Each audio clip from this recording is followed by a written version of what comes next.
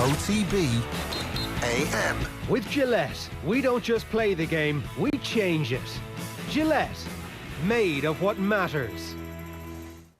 7:30 on this Monday morning. You're very welcome along to OTB AM. We've got a packed 2.5-hour show for you this morning. Stephen Kenny, Kenny Cunningham, Stephen Ward rather. We'll have a bit of Stephen Kenny as well. Kenny Cunningham and Gary Breen are going to be our football pundits with us for the morning. On rugby, it'll be Alan Quinlan as ever with us after a fairly busy weekend of Pro 14 action. We'll be getting his take on Munster's failings, in particular on Friday night this morning. And of course, we will be talking about Novak Djokovic walloping a ball off a line judge yesterday as well. Callum will be with us later to chat about that. Get in touch. We'd love your opinions, in particular on Ireland's performance yesterday against Finland. You can comment in the comments below or tweet us at Off The Ball. We will get to Stewie Byrne's reaction to the game in just a minute. But first, here is Ireland manager Stephen Kenny. Stephen, can I ask you, obviously you're disappointed to lose the game, but has tonight's game given you an idea of the scale of the job that you have to do before Slovakia, and further than that, in order to change the culture? No, not really. I think, we always knew, you couldn't change everything overnight, but I think, listen, I was experimental in the two games. I think you will agree. I think we wanted to do better results-wise for sure in the two games. Like, I can't deny that. But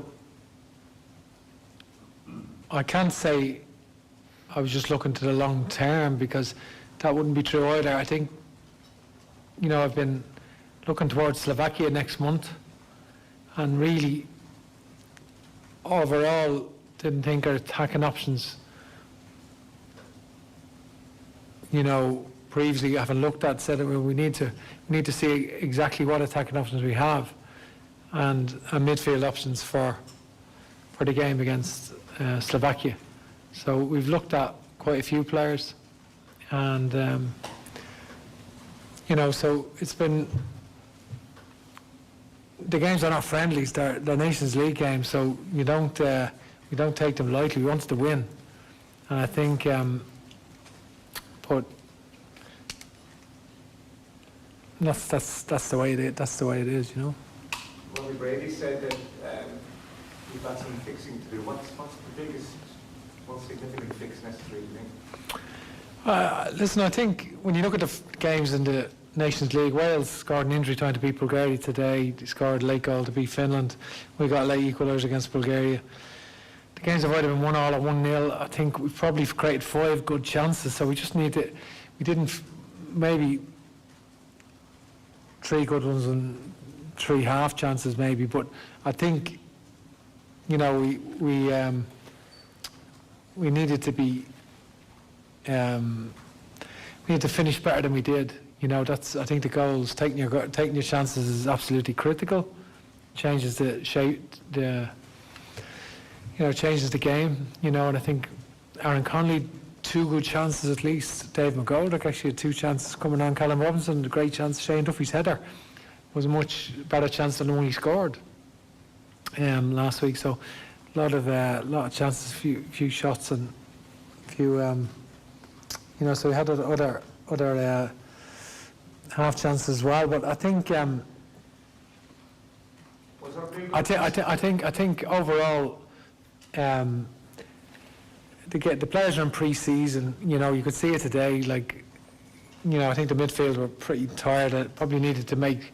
If it had 5 subs, they'd have made 2 changes in the midfield and given them fresh legs. I think the teams we've been playing. I know they don't all play in Finland, but the majority, the leagues have been going on a while as well. So match fitness is a factor, I think, in the 2 games. I think in a month's time we'll be a lot better. I think the players found the 90 minutes tough 90 minutes. I think at this stage, because they haven't played the league game yet, I think some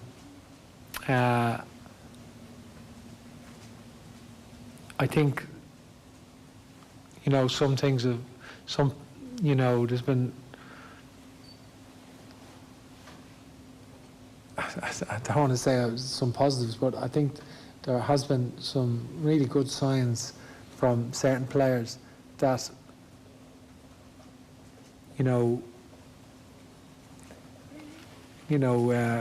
merits the idea of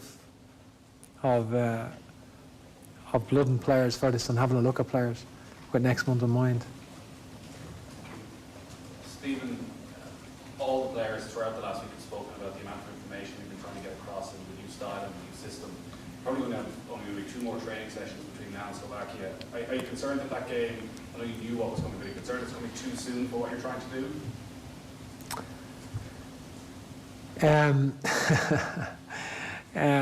I think we'll only know that after the game. Slovakia are a good team. Obviously, pretty good team. I know they got beaten there the other night, but they were missing quite a lot of players. That wouldn't represent their team, I wouldn't feel. So it'd be a big challenge. We always knew that going out there to win, but I think we'll be a lot better, in a month's time than we are now. And the players have played. Have played 4 weeks of football, and I think we'll be a lot better, and we'll have a clear idea. We'll have a clear idea what exactly we require, and so it's been great to have those 2 games. To be honest, it's been great to have the games. I think Shane Duffy might be the only Irish player to score more than 1 goal over the last 3 years. Have you any worries or have you any work to do on the confidence of the attacking players in terms of taking those chances? Well, I think we probably had different attacking players today. To be fair, over the last 2 games we've flooded. 3 players have had their first start really in Ireland. That's Aaron Connolly, Adam Ida, and obviously Jason Malumbi today. I think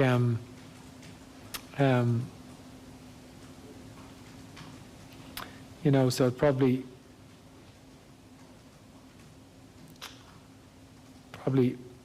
Aaron probably did better in Bulgaria, with his performance, and Adam did better tonight probably, so it's interesting to see, I thought Adam led the line quite well and showed a lot of speed, and he'll get better, I feel.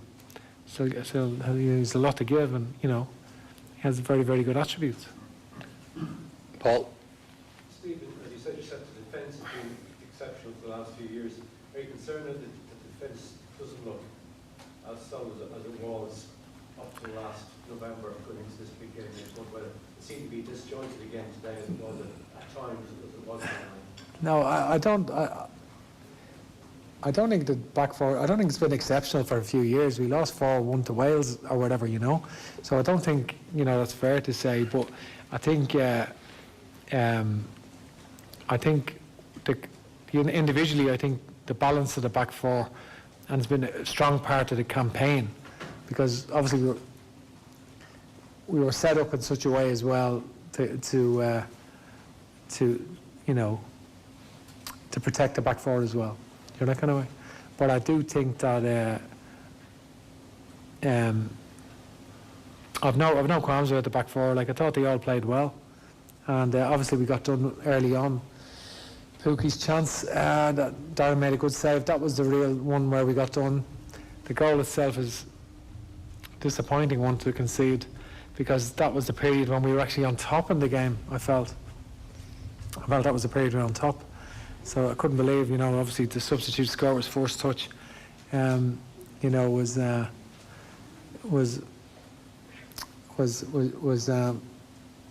disappointing to say the least, yeah. Sorry, Gavin, and then Ken. Just one question. Stephen, would you consider changing the formation for that game in Slovakia, or are you pretty wedded to 4-3-3 for that game? It's an interesting question. I'm not wedded to anything, I'm not wedded to anything, but I think we'll review everything and analyse that. I think obviously I'll have to wait and see on that. Yeah, you couldn't rule it out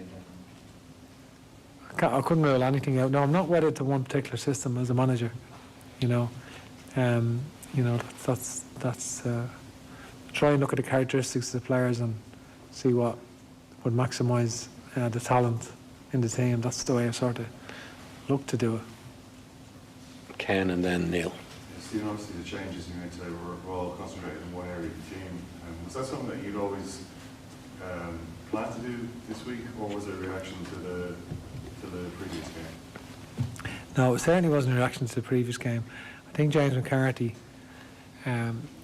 played an hour the other night, and you have to manage James, you know, for him not to play a game for a while with his injury history, and then to rush him into 2 games in 3 days. It's just,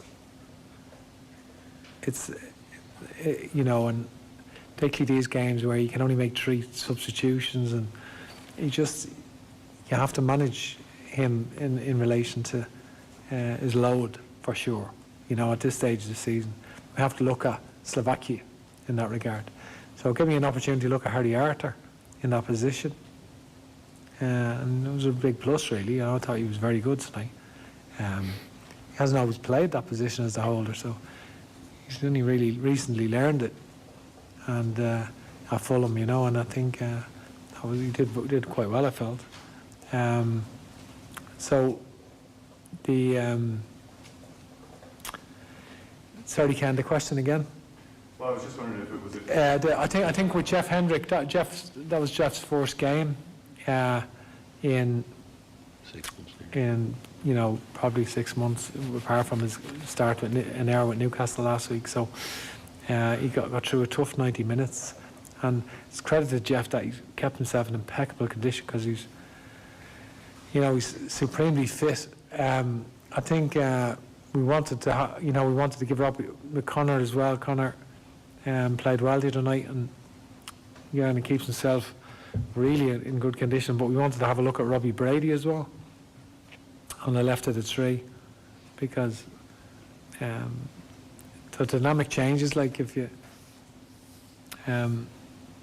obviously Conor Hurham plays left of a 3, he's connected to the centre of midfield, you know, in a way that your right-sided player has to play higher, because he'd have different characteristics to Robbie Brady. While if Robbie Brady's playing on the left, we can push him higher and play the right side a little bit narrower, and he can interchange with the concept of that he interchange with Aaron Conley, who can make diagonal runs behind the striker, and that space on the left becomes a bit of a haven for Robbie, because he can use his pace to go from in to out, and also put crosses in that position and key passes, you know. So I think that's sort of the idea. But like, he's not played that much football, Robbie, you know, to be fair, and he's been a plus for us as well, though. I think he's done well coming on to tonight and doing well, and did a lot of good things today, and his attitude is absolutely excellent. So he has been a plus for us, you know. And I think the dilemma now is how much football the players get at their clubs over the next 4 weeks. A lot of them are not guaranteed their place, so that's we'll have to wait and see how that goes. So Neil and then Daniel, and then we're going to have to head off, I'm afraid. So Neil. Stephen, you maybe touched on it in terms of the players being in pre-season, but how do you feel about the tempo of the game? Obviously, you did have lots of ball, but maybe the game didn't move as quickly as you would like, and the absence of a crowd factor then too, that I don't know, you might get an external force as such to try, I don't know, move a bit more quickly.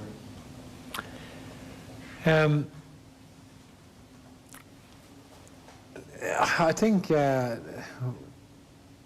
not so much moving it more quickly. Like, I think you're trying to develop tempos within the rhythm of the game. Like, you know, you have to keep possession and then know when to inject tempo, and sometimes that can be off, where you're keeping possession, and then it's set for a first-time pass with players running off, and that injects the tempo into the game. And we're still sort of working on that. I think, listen, I think if you want me to analyse the game, the first 20 minutes, I thought we found it hard to, we took us a while to adapt to their system. Sort of did well for long spells, but just obviously without creating clear-cut chances in that first half. Second half, we were actually forcing errors, getting on top, if you like, and had a lot of chances, close shots as well. Callum Robinson, Harry Arter, you know, as well as the chances that we created. And in that period, they scored. And when they scored, it sort of knocked us a little bit. And then they had a spell where they were on top then. And we seemed to run our legs a bit in midfield then. Ideally, I'd like to make a change there, but just to give us that fresh impetus.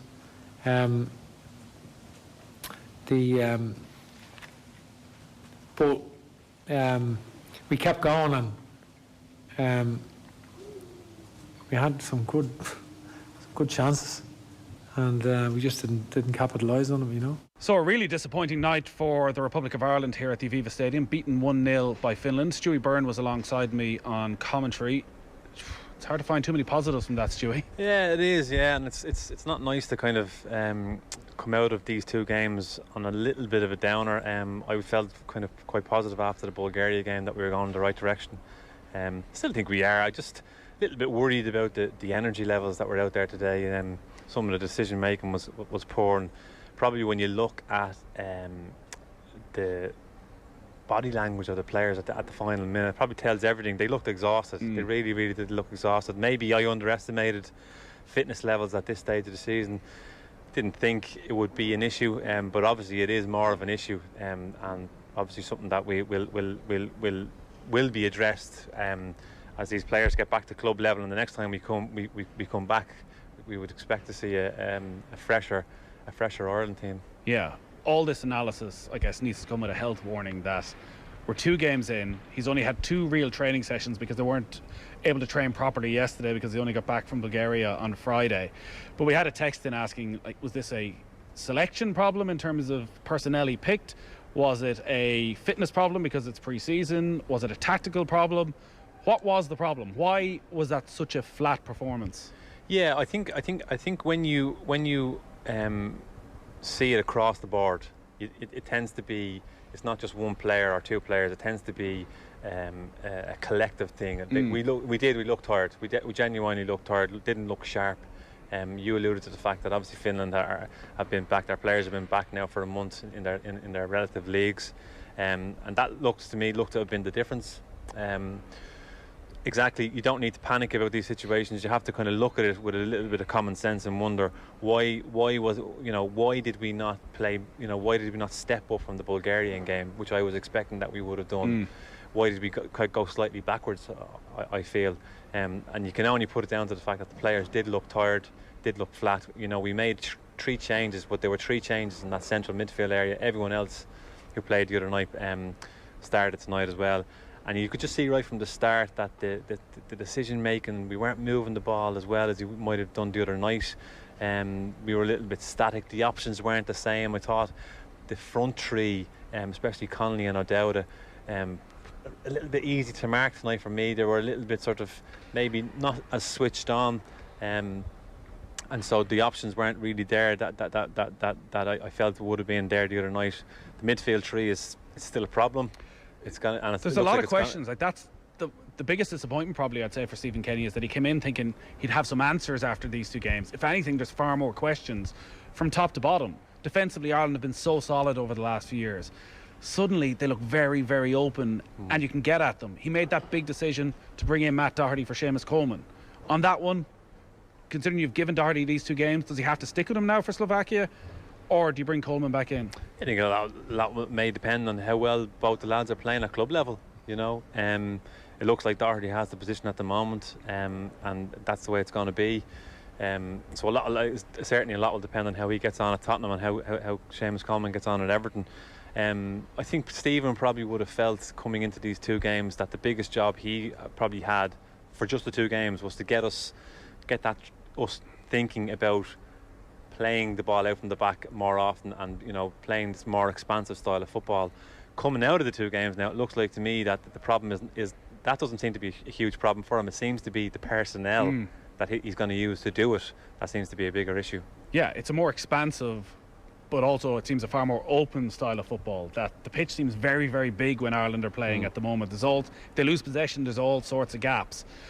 The issue at the other end then is goals. So in the last 3 years, only Shane Duffy has scored more than 1 goal for Ireland. There were chances. Aaron Connolly should have got a goal over the course of a couple of days, but these are not very experienced players who don't have a confidence at international level. There's not a lot he can do about that, or is there? Not well. You just keep trying. You know, I'm a firm believer in, you know, that scoring goals is a habit thing, more than anything else. Like, you know, how often have we seen in the past where somebody might not score for months or weeks, and then they get a goal, and all of a sudden they get a couple of goals in the subsequent weeks after that. I think we look to me like we're not convicted enough when we're in areas of the pitch to get, you know, to either hit the target or score goals. Callum Robinson, I felt, had a wonderful chance, probably the best chance of the game. Like, you know, when I know the keepers pulled off a wonderful save, but you would think at international level, you know, you'd be sticking them in the back of the net. And Aaron Connolly's had a couple of half chances, but definitely that is an issue for us, Nathan. And it's not just an issue for one person, not just an issue for a striker or somebody up front. It's an issue for everybody, because we've had chances across the board in both games, and it's been primarily those three up top that haven't stuck in the back of the net. A big part of the debate over the next month is going to be about what happens in midfield. Should he stick with a 3, or should he maybe try and change system and go with a 4-2-3-1? He's tried 6 players out there over the last 2 games. Did any of the 6 put their hand up and say, you know what, I've got to start against Slovakia? Yeah, no, probably. Both the Bulgaria game and the Finnish game offered different things for our midfield to deal with. It was a different sort of dynamic to the game against Bulgaria. Tonight, I thought we just gave the Finnish number 8, Robert Taylor, just way too much space. He ran the game. He genuinely ran the game, and that's really disappointing. He was never picked up right from the get-go. He was finding all sorts of spaces, whether it be dropping deep, getting turned 10 yards in front of him, no one closing him down. And then he was making wonderful runs in behind our back 4. Again, not being marked, not being picked up. Ultimately, it was his run that led to the goal, a Jensen tap in. And you're kind of wondering, like, you know, why aren't we doing something about this? Like, you don't need a manager to be roaring, shouting from the sideline saying number 8 is a problem. Yeah. You know, go and pick him up and go and mark him. Organise it yourself. You know, he was a real problem in the game that we just never dealt with. You know what international football is like, the way we talk about it in this country, and people are very passionate about it. And this result is going to be poured over for the next month. Hopes were so high, probably unrealistically high, for how quickly Stephen Kenny could make a change. Yeah. You've played in a Stephen Kenny dressing room. How do you think he reacts to this and the scrutiny he's going to come under over the next month? I think he'll be very disappointed, you know, and I think it'll take him time to consume it all. He'll be quiet about it. He'll be reflective about it. He'll go away and he'll probably be working endless nights now, looking back at videos, looking back at both games, trying to figure out what the issue are, and I'm sure he'll be doing that with his backroom staff. But I think there'll be a different reaction to this than you would see with other managers. He's obviously he's based here. He's obviously going to go see as many games as he possibly can and just see, you know, how the players themselves have reacted to. But I think it's important as well that we. I know, look, the game here is it's covered so much now, and all the Irish people want, or all Ireland want, you just want to feel attached to a team again. Unfortunately, because of COVID, we can't get that at the moment. We can't get that attachment because you can't get crowds into games, and people are just looking at what they see on the TV, looking at what we've seen, and everyone will be disappointed. But I think you kind of hit the nail on the head that he's only had a few days with the squad. He's only had a short period of time. The problem he has is he'll have 2 more sessions between now and Slovakia. Yeah, so ultimately it's going to be a sink or swim type of situation. It really is. It's going to all boil down to that Slovakia game, and you know, maybe we'll do it the way we've always done it. You know, a little bit kamikaze style, and somehow get over the line. Yeah. Here's hoping. Great stuff, Stewie. OTB AM on OTB Sports Radio, Ireland's first and only sports radio station. This week on Dadcast. Yeah, I think we'd all like to have that idealistic morning of we sit together, we have warm porridge, we all talk about what might happen and our hopes and dreams for the day, but that's not real life. Dadcast with Cadbury Freddo Treasures. Tuesdays from 3 p.m. on OTB Sports Radio. Tune in on the OTB Sports app.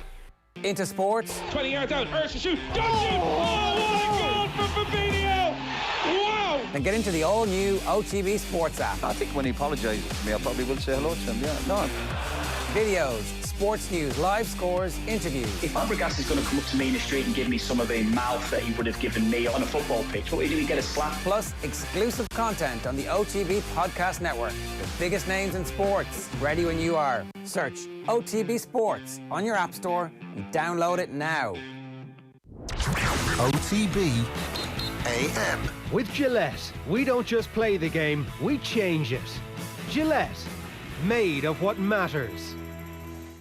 It is 7:55 on this Monday morning. This is OTB AM. Owen and Ger with you right the way through until 10 o'clock this morning. We are live on all our social channels from 7:30 every weekday morning if you're just joining us. And if you are just joining us, you've missed Stuart Byrne in conversation with Nathan Murphy just there, and Stephen Kenny giving his reaction to Ireland's defeat yesterday as well. We will have Stephen Ward, Kenny Cunningham and Gary Breen joining us very shortly. And we will, of course, be covering the Pro 14 as well this morning. Alan Quinlan will be with us on the line later, and our Novak Djokovic discussion is coming up after 9 o'clock. So plenty to get your teeth stuck into today, and we would love to hear from you. You can tweet us at Off The Ball or comment on the stream below if you happen to be watching on YouTube. Ger, what's the crack? Well, karma is a bitch, Owen. Karma is a bitch. Straight off the bat this morning, Novak Djokovic. What a disaster for him, but like, how great for us and for the rest of the world, and for your Twitter stats, Owen.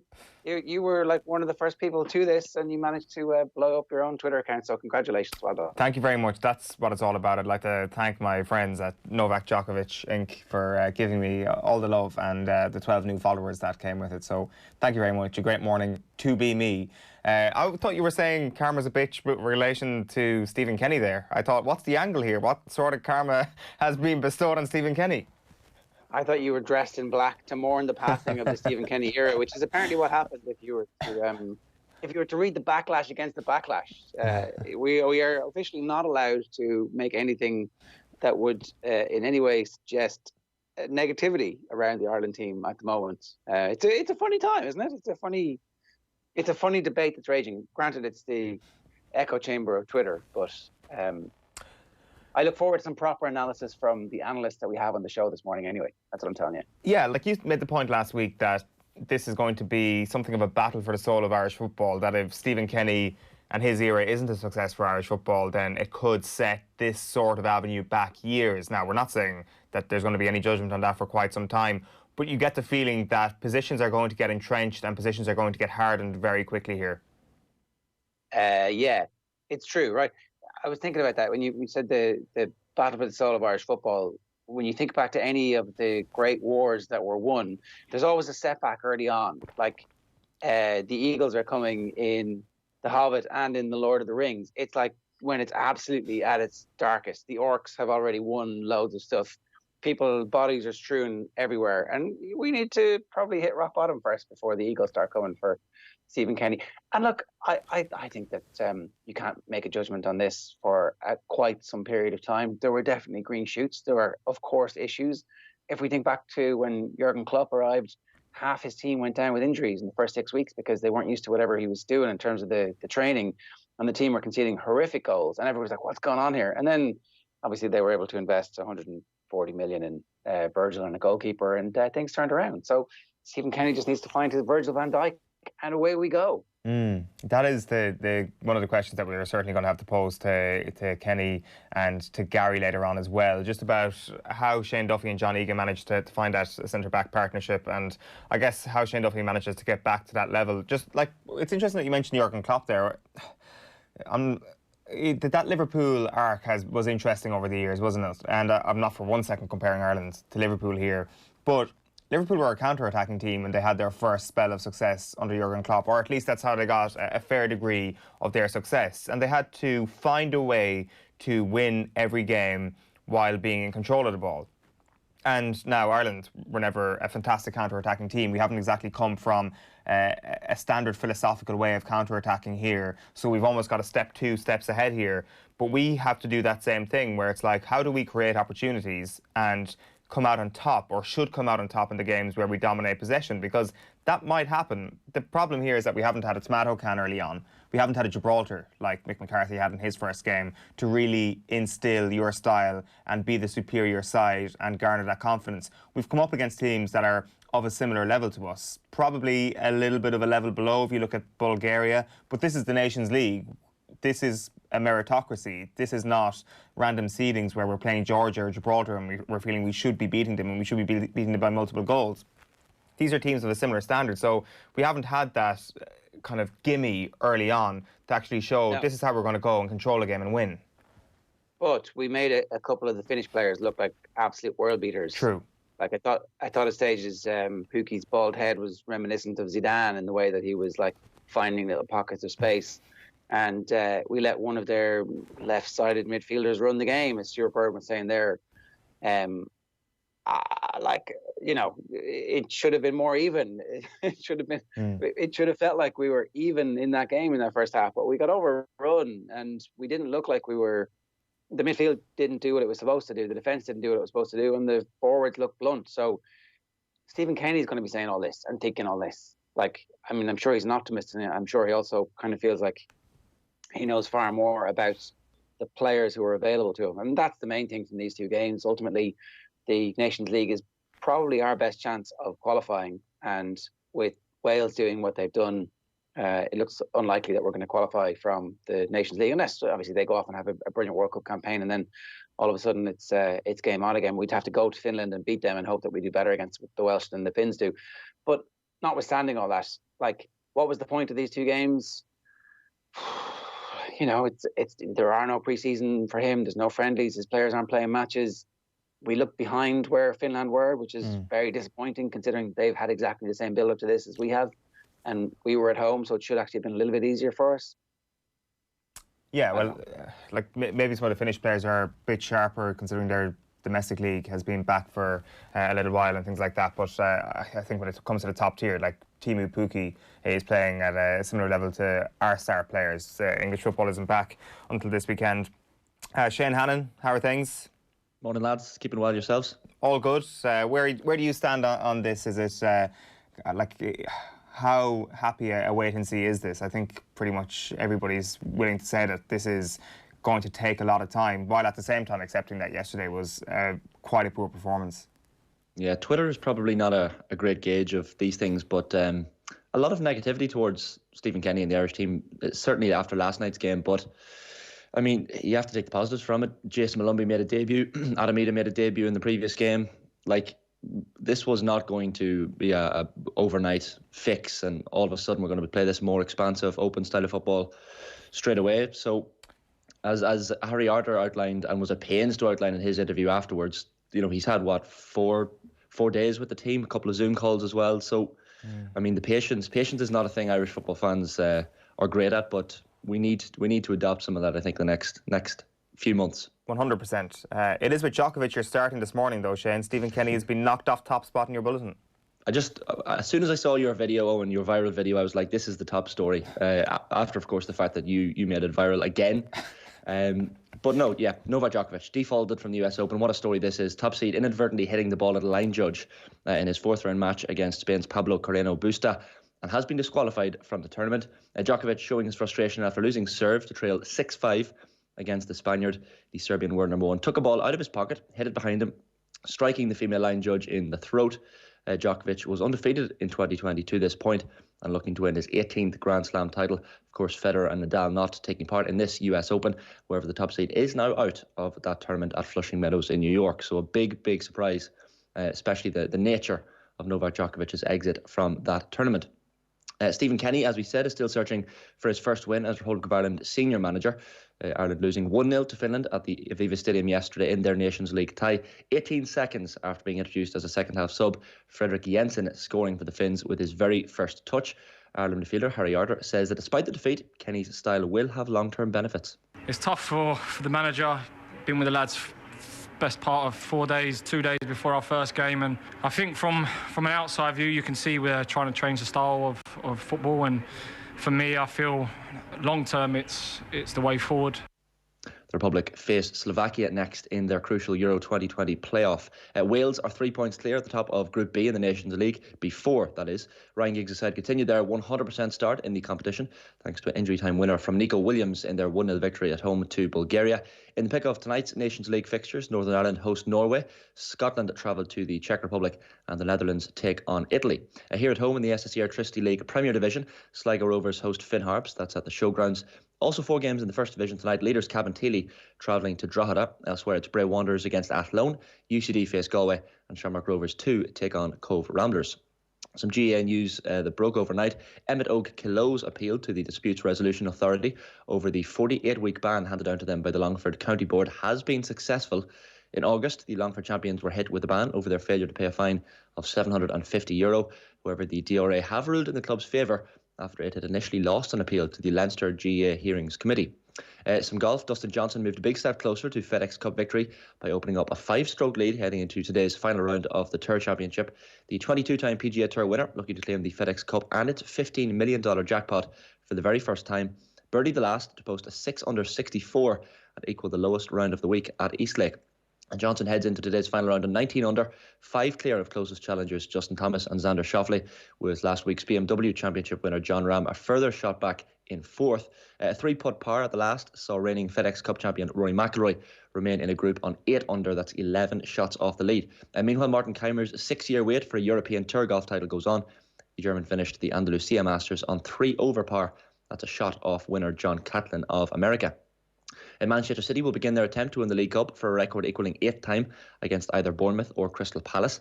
Other notable third-round ties include Leicester at home to Arsenal, while the winners of Bradford versus Lincoln will host Premier League champions Liverpool. Brentford's reward for a win on penalties over Wickham is a second-round visit to top-flight Southampton.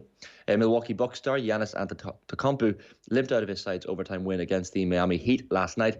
He is on course to win his second consecutive NBA MVP award this season. He re-injured his sprained right ankle in the second period last night, but the Bucks went on to win 118-115. Game 6 will take place on Thursday, with Miami currently 3-1 ahead in that series. And finally, some Formula 1 for me this morning, lads. Lewis Hamilton's lead at the top of the F1 driver standings is now at 47 points. The world champion had to settle for a 7th placed finish at an incredible Italian Grand Prix yesterday after being penalised over a pit stop. French driver Pierre Gasly won the race at Monza for the AlphaTauri team, with the race delayed due to Ferrari's Charles Leclerc crashing out. Carlos Sainz was second for McLaren, with Canadian Lance Stroll in third for Racing Point. Shane Hannon, good stuff. Thanks a million for that. OTB AM is live in association with Gillette. Good mornings start with Gillette, giving you the confidence to tackle the day ahead. Stephen Ward, good morning. Good morning, how are you doing? Very well, thanks. Let's kick this off with a general enough one, Stephen. What have your first impressions been of the Stephen Kenny era? Listen, obviously it's very early days. I watched both games, obviously. The lads obviously themselves will be disappointed not to win the 2 games, but I think there's a lot of things that need to be taken into consideration. From the players' point of view, it's still so early in pre-season for a lot of the lads. A lot of lads have not played enough minutes as probably they would have liked. So their sharpness, their match fitness wouldn't be where it wants to be. And I think Stephen as manager was very unlucky in terms of how the fixtures fell.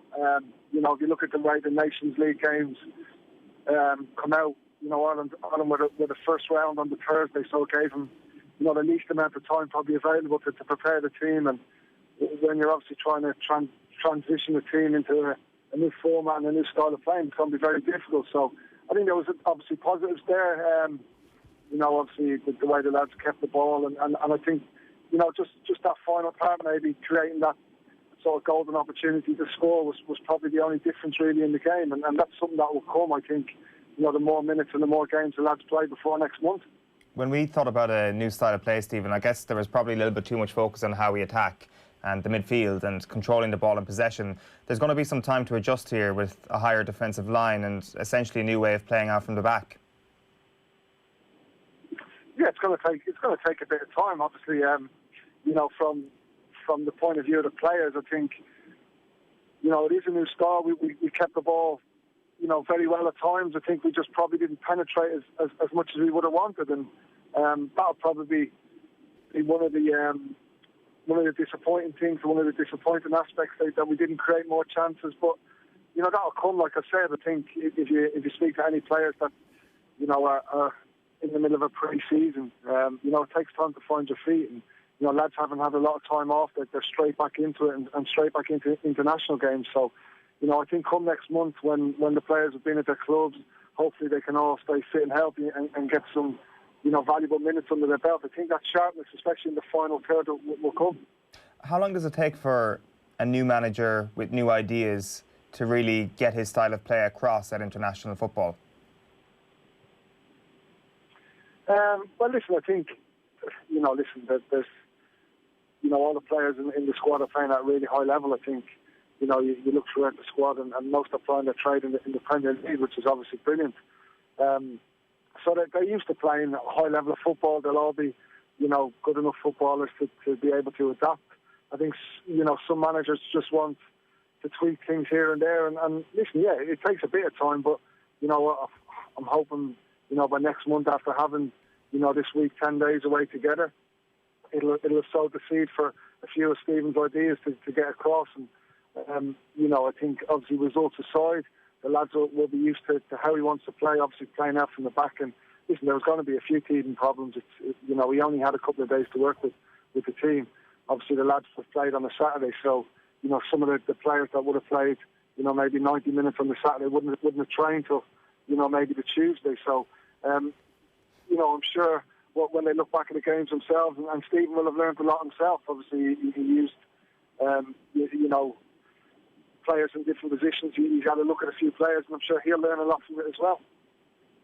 Stephen, in terms of the actual difference when Ireland don't have the ball and the style of play that Stephen Kenny is asking the team to play at the moment, can you talk to us a bit about what, from a defender's experience, that would be like? So, we've heard a lot of analysis, and there's loads in the papers today about the high line. What difference does that make for somebody like Shane Duffy or Matt Doherty when somebody in the high up the pitch gives the ball away? What difference does it make to their positioning, and what are they being asked to do now that will be different from, say, a Trapp team or a Martin O'Neill team or even a Mick McCarthy team? Well, I think obviously, the way we want to play, possession based, it's going to be more expansive. And, I think in the final third, if we do give the ball away, it's going to give teams opportunities to counter on us. I think what's important is obviously, we keep our shape as good as possible. Obviously, we want to play the high line. I think, Darren Randolph's going to be vital for that. I think he's very comfortable, sweeping behind the back four, as you've seen in moments in the game. And, if you look at the best teams in the world, the way they play, obviously, you look at Bayern Munich winning the Champions League. I don't think you could have seen a higher defensive line, but they obviously had that confidence in Neuer behind them. And I think our back four, will have that in Darren. I think that the sitting midfielders are going to be very important because obviously you don't want them to get too far ahead of the game. And I think most importantly, like I said, if we can tidy up and get sharper in the final third, hopefully teams, won't break down as much, and we will be able to keep the ball in that final third for longer periods. But yeah, listen, it's going to be different for the defenders. Maybe in the past we've defended a bit deeper and been, a bit more difficult to break down. But when you play a bit more expansive, you're going to be liable to conceding a chance here or there, or maybe an opportunity. And you have to back yourself to be able to defend that. And with the likes of Duffy, Egan, obviously the fullbacks, I think we've got good enough defenders to do that. And I think that just comes with the territory of how we want to play. There's a fundamental issue there in terms of having confidence in your team to be able to take responsibility for playing that style of play and transmitting that confidence to the players. And it looked like when we were in possession, they were happy enough most of the time, even in quite tight circumstances. Certainly in the Bulgaria game, they were showing and they were trying to pass the ball out of difficult situations as opposed to, belting it forward. And that was good to see. How long will it take for the players to get confident in the fact that they can play the high line and that they know enough about it? And are they good enough to do that? Because it seems as if certainly that's the message coming from Stephen Kenny, is that we need to have faith in ourselves as a footballing country to be able to play this way. Well, exactly. I think, a lot of people have been critical of the way we've played in the past. And, obviously that way got us results, got us qualified. And I suppose now, you know, the change in how we play is sort of how people have been crying out for us to play. So yeah, listen, like I said, if you look at the best teams in the world that play this expansive football, you know, they play with a high line. That's just how they play. They get up the pitch and they control the ball in the opposition's half. And we've got good enough players to do that in games. So, you know, there will be times where we will have to be, you know, we can't be silly with it either, I feel. And, you know, Stephen will know that himself. He's an experienced manager. And he won't want us to be, you know, silly with it. But I think, especially against teams like, you know, Bulgaria and Finland the other night, we back ourselves against teams like that, and we can afford to be a bit higher. I think when we play maybe the stronger nations, we'll have to maybe be a little bit deeper and be a bit more assured of you know, just getting that line right. It's going to take, you know, a couple of times for teams to get in, which has happened, and you know, lads will look back at it and rectify and say maybe we were a little bit high here, maybe we were too deep here, and you know, they're all clever footballers. They're all playing at a high level. You know, they'll review the games, they'll review our chances that teams had, and you know, that hopefully, like I said, they'll rectify it. And you know, Stephen will have had his time this week to work with the lads, which will be a massive benefit for him. He'll know the players better. You know, hopefully they'll know the system better, and I feel like they'll be in a much better position come next month when the Nations League is obviously important, but there's plenty of time to rectify these results. I think obviously next month is absolutely massive, and you know, a chance for the lads to qualify, and I'm sure they'll be ready for it. Can I just ask you about the fullbacks in this system, Stephen? There's obviously been an incentive for them to bomb on. It just seems at the moment, considering we're trying to create a bit from wide areas, that the lack of cohesion so far between the likes of Enda Stevens and Aaron Connolly is holding us back a little bit, but that is probably something you might be able to achieve over time. As a fullback, is that something you're looking to sort of build up with a player who's on the left of a front three? Yeah, I think, like you said, that'll come. It's probably it's not often that Enda and Aaron, for example, have played together on the same side. So, you know, I think even these two games, they will now know each other's game a little bit better. And I think one thing that this formation, Stephen obviously likes to play wingers on the opposite side so they can come inside, and that gives a fullback's licence to get forward. And that's ideally, in an ideal world, that's what he'll want. He'll want, you know, us controlling the centre of the pitch and our wide men essentially to be our fullbacks, I think. And, you know, I think when you play this system, like I said, you know, your fullbacks will bomb on. I think that the holding midfielders are going to be vital because they'll sit there and hopefully control the game with everything in front of them and also give cover either side so our fullbacks can be a real threat. Overall, how confident are you that Ireland are going to make that step up ahead of next month? It is an absolutely huge game. If we put in the performance that occurred over the last couple of games, Ireland are probably not going to beat Slovakia. But how confident are you personally that Ireland will be able to make that step up? Yeah, very confident. Like I said, listen, I think, you know, these games are so early in the season. You know, we haven't even played a league game yet. You know, they've been asked to go out and play at a high level of international football. You know, I've watched a lot of football over the weekend. You know, I watched Scotland, Wales, England. You know, and if you look at all the games, there wasn't many teams that were firing on all cylinders. Everyone can improve. Everyone knows it's early in pre-season. You know, it's the match fitness isn't there. So, you know, we weren't the only ones that went, you know, firing on all cylinders. So, listen, everyone's going to go back to their club. They've had, you know, a good experience, all getting to know each other, getting to know the manager. You know, that's going to be vital before next month. And also they're all going to hopefully go back, play for their clubs, you know, get that match fitness and be much sharper. And I think you'll see a completely different Ireland performance in the two games, hopefully next month. All right, Stephen Ward, thanks a million for taking the call this morning. All right, Stephen Ward there on the line giving his take on yesterday's defeat to Finland. Up next, we're going to be joined by both Gary Breen and Kenny Cunningham for further analysis on yesterday's game. But first, here is Shane Duffy answering some questions from Nathan after yesterday's match. Shane, would you be concerned that there's probably only 2 more training sessions ahead of the Slovakia game to get used to this new system, that you're going into this massive game, a European Championship qualifier, sort of a little bit untested with this system? Well, we'll have a month. We'll have games under our belts in the league games, and a lot of the lads will be in a better condition, more games under our belts, so I'm more confident that the lads coming back, and hopefully we get majority of the lads playing every week, and and we come back a lot sharper, a lot quicker, mentally as well. It's tiring out there when you're tired and you make the wrong decisions and stuff like that. So I'm more confident. Obviously, we'd rather more sessions and stuff, get used to the manager, but hopefully everyone gets a few more league games under the belt and we come back a lot sharper.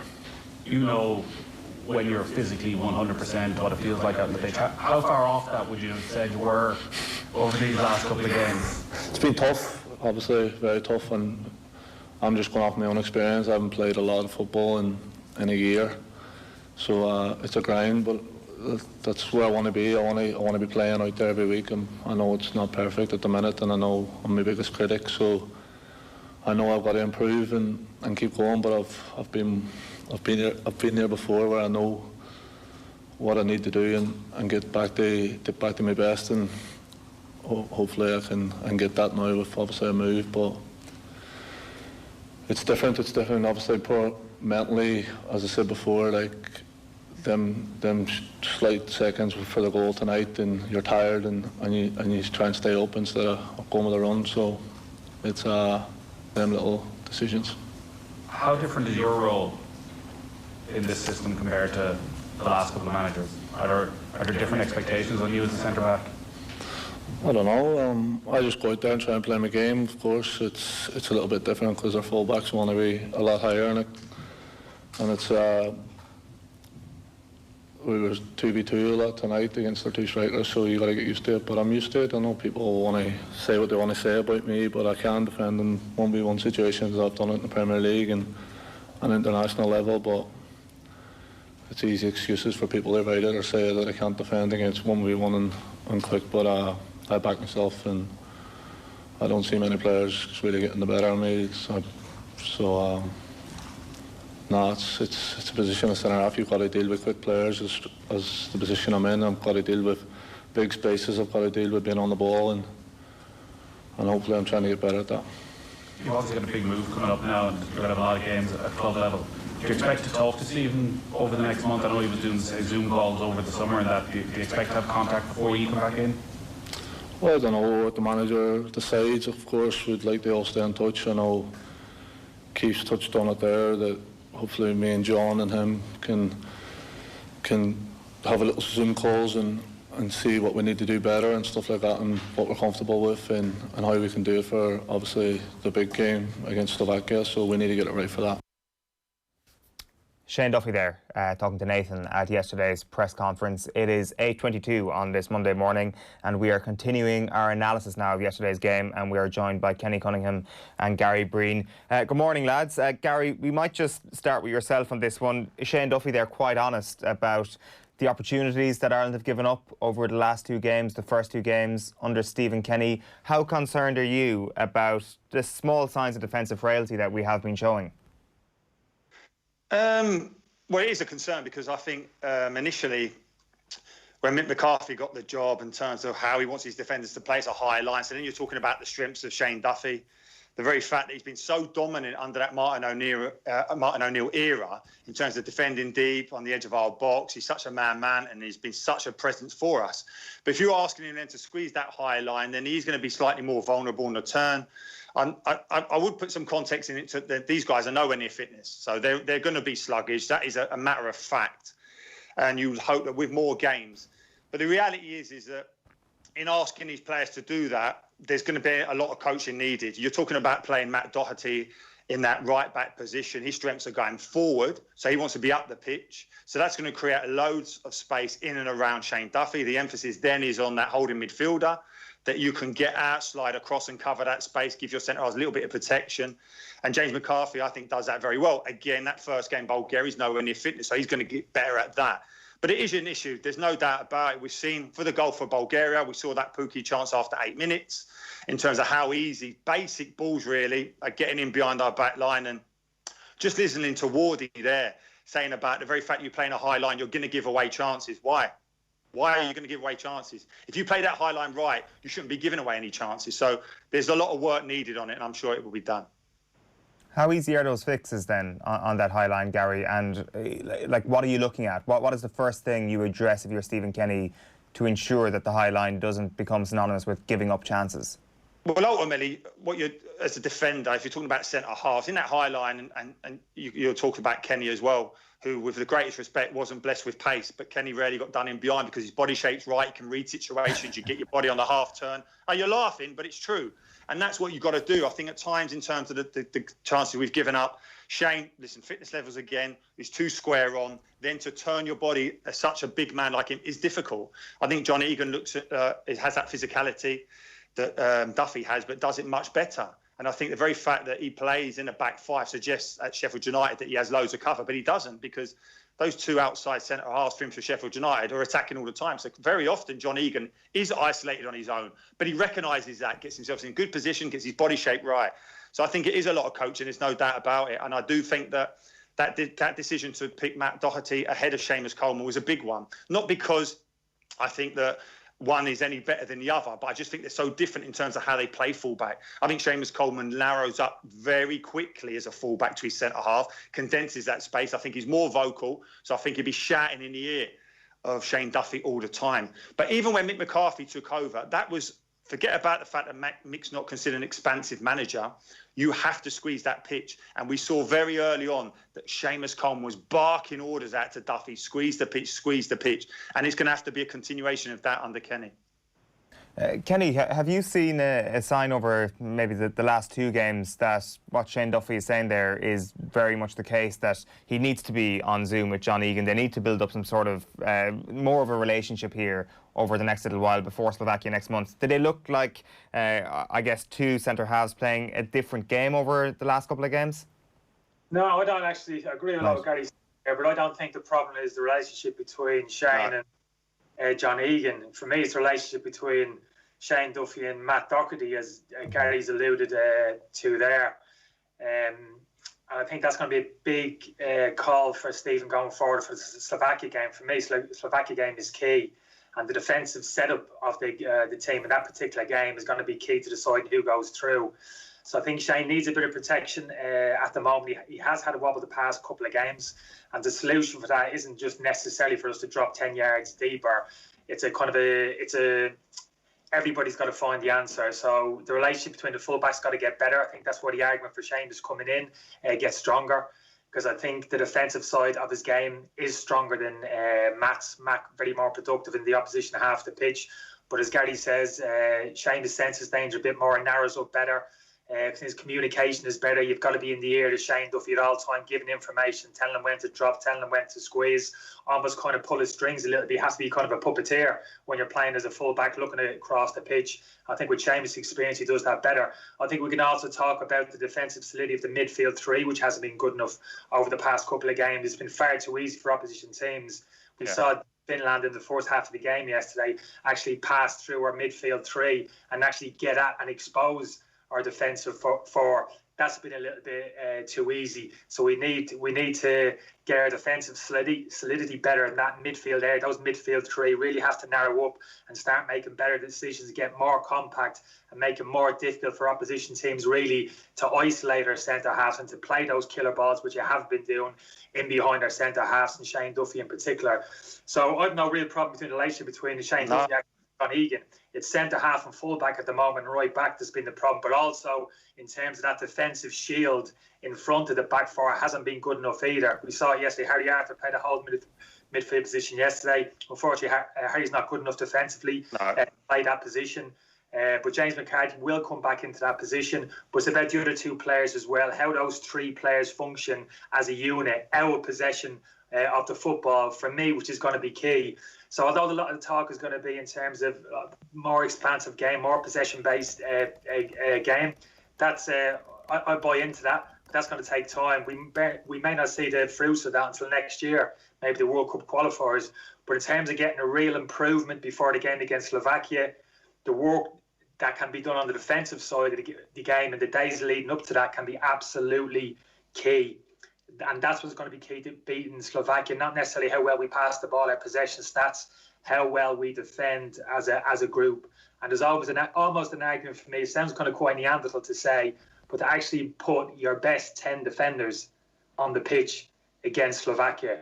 And by that, I don't mean putting 10 centre-halves on the pitch. I'm looking at those 5 midfielders and say who our possession do you trust to drop into at times a deep defensive shape and can actually make good decisions? And that means wingers dropping back in and that midfield three. Which 5 players, that blanket of 5 players across the pitch, can give real protection to that back four, make good decisions in terms of when to squeeze, when to drop, cover space, slide across the pitch, give each other cover, keep that kind of balanced shape to the team out of possession, and give ourselves an opportunity to actually break and break efficiently on the counter-attack. That's the type of game I think we actually need to see against Slovakia. That's the type of game I think we can play, we're actually quite good at, and which can actually win the game against Slovakia. Who are those 5 players? You've obviously said James McCarthy's coming back in. Kenny, who else? Well, I think for me, it's James plays. I think then there's an argument there. I would argue I'd give Jeff Hendrick. I think I'm still waiting for Jeff consistently to produce that level of performance I think he's capable of. I think he's got enough experience, Jeff. Although he's a technical player, I think he's got enough experience now operating in that midfield tray to understand what's required of now possession. For me, probably I look at Robbie Brady or potentially Jason Malumbi as a third part of that trio in midfield. Maybe too big responsibility for Jason at this moment in time, but he has got those defensive attributes that I'm talking about. So a real lock-solid midfield three. And even though the wingers are important, I think Aaron's done great, has some great moments in the last couple of games. But for me, I'd probably lean towards James just because of that kind of defensive mindset that he has in terms of dropping in, getting in contact with his fullback, getting a good distance between the midfielders on his inside, tracking runners, staying concentrated, and somebody who you can trust defensively. And then maybe the likes of Callum Robinson. Again, Callum O'Dowd might have to step aside. Maybe someone like Callum Robinson, potentially even Shane Long on that right-hand side. So basically 5 players who you can trust to sit into a solid defensive shape and actually soak up pressure and make good decisions, give that defensive shield to the back four, but also have the ability to break out quickly. And we have that. We have pace down the sides. If it's James, Callum Robinson, potentially even Aaron Connolly, if you went that way, we have real pace down the flanks to actually go at teams and actually hit them on the counter-attack, which is what other teams have been doing to us. So that's the key for me. Some discussion about Shane Duffy, but we've got to help him. He's a big personality. He's a leader in the dressing room, but I wouldn't be surprised if his confidence is taking a bit of a hit. So we have to help him. Gary's right in terms about the high line. It's rubbish to talk about. Well, we have to accept this because I don't understand the correlation between playing expansive football and suddenly you've got to keep a high line all of a sudden. Well, any team who has the ball in the opposition half the pitch, their back four are up to the halfway line. That's a given. That's any team in the world. The decision comes. The trick is when you surrender possession of the football, what decisions you make then in terms of your high line. How high do you keep the line? And when you have to drop off, make the decision to drop off into space. And that's dependent on a number of factors. Pressure on the ball, position of players around you, etc., etc. They're good decisions that you have to make. But just because you want to play a possession-based team and control possession of the football doesn't necessarily mean all of a sudden you have to go gung-ho and keep a high defensive line and take unnecessary risks in terms of your defensive positioning. Does what you're suggesting there, Kenny, kind of point to a little bit of an antithesis to how Stephen Kenny actually approaches the game? I guess, is it realistic to expect that he will make those required changes where Ireland's 10 best defensive players are on the field of play? No, but those players I've mentioned, those 5 midfield players I've mentioned, it's not as if they haven't got any technical ability. You know what I mean? Very easy to put a headline up there, let's get 10 donkeys on the pitch. I'm not saying that. This is international football. The players are all at the same level. They're all very talented footballers. But I'm just saying those individual attributes, those defensive attributes at the moment for me are going to be absolutely key in this Slovakia game. I think we keep a clean sheet in Slovakia, we go through, because I think we're capable of creating 2 or 3 opportunities. And again, if you look at the chances we created against Finland yesterday, lads, second half, after winning the goal down, we kind of had a bit of a purple patch. But if you have a look at the chances that we created, the Aaron Connolly first chance, a cross from Callum Robinson, just shifting onto his left foot, good quality cross into the box, chance. The Callum Robinson chance, the 1v1 came from Matt Doherty, winning back possession, turnover, winning the ball off his man, quick counter-attack, chance, 1v1. The Dave McGoldrick chance inside the box, what did that come from? Pressure, high up the pitch, winning it off there, holding midfielder, chance. Now, none of those chances, Shane Duffy header at the end, set piece, goal kick. All of those chances I'm talking about are best chances, which the manager was alluding to after the game, didn't come from kind of dominating possession, moving the ball across the pitch, turning the opposition out, and then working the clever little combinations and creating chances. It came from actually majority counter-attacking football. So let's not forget about that. I embrace the fact we're trying to play a different type of football. Let's not forget we can still be very effective on counter-attack and on set pieces. Gary, it seems you go along with Kenny's idea there that those personnel changes should happen, that Seamus Coleman needs to come in beside Shane Duffy to almost be a bit more of a leader on the pitch and to almost give a helping hand vocally to that defence. Listen, Seamus is a very good player in his own right, but I just think his attributes suit being narrowed up to Duffy more than Doherty. I think Doherty has been exceptional in the Premier League. He is redefined the role. He's absolutely superb for Wolves. But there's caveats to that because he's playing in a 3. He can get up in the pitch in his own time, really, because it's not as if he's tearing up and down the wing at 100 miles an hour. He's not. Yet he always seems to be in the right place offensively, and he always seems to be on cover defensively. The reason why is because you've got Neves, Martino, who keep the ball in midfield, allowing time to get up there. You've got Jimenez, who looks after the ball better than anyone at centre forward that we have, so it gives him time to get up there again. And if you think about, if any of those creative players in midfield for Wolves don't have the ball, then those big raking passes from Connor Cody.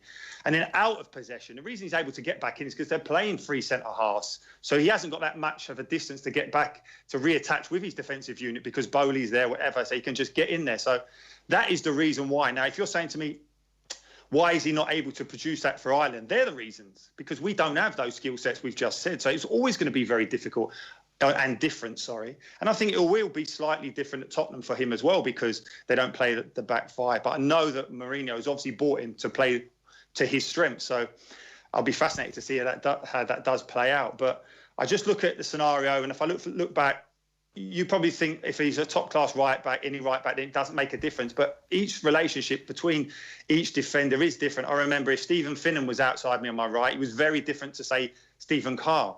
Finney would just be like moving around at his own pace. Kari would be vocal, more in line with how Seamus Coleman is, bullying around the place, getting people into position. But that is a big decision, of course it is. But I agree with Kenny. Harry Arter, regardless of fitness, is not a holding midfielder. We've seen it so many times. He doesn't have the discipline. It was so easy for Finland just to play wide, to suck him out of position, and then just to attack the area that he'd vacated. And the emphasis then is massively on those outside central midfielders then to recognise that. And Kenny says about Robbie Brady, he's not defensive-minded one bit. I don't think he senses danger particularly well either. But I think the reason you probably give him the nod is because of his experience. He looked full of energy, certainly when he came on against Bulgaria. First half strong, second half faded badly. So these are all the things you have to bear in mind in terms of making the decision who is that starting 11 against Slovakia, because it's a massive, massive choice. Yeah, Gary, I just wanted to ask you that question about, you talked about how so many of our defenders and so many of our players are actually playing in systems that are designed to get the best out of them, the Sheffield United lads, and also what we've seen at Wolves with Matt Doherty. There's been no suggestion at any point that Stephen Kenny has thought about playing with that formation, which would actually allow us to have Seamus Coleman and Doherty playing. Should he at least consider this? Well, listen, he has a philosophy and he's been consistent with it in terms of that, the kind of 4-3-3 system. It would be, I would be concerned if he suddenly ripped up what he's always believed in to suddenly try and shoehorn players into the team. It's a straight decision for me. It always has been. I said about Mick McCarthy having the decision of Gary Kelly, Steve Finn and Stephen Carr.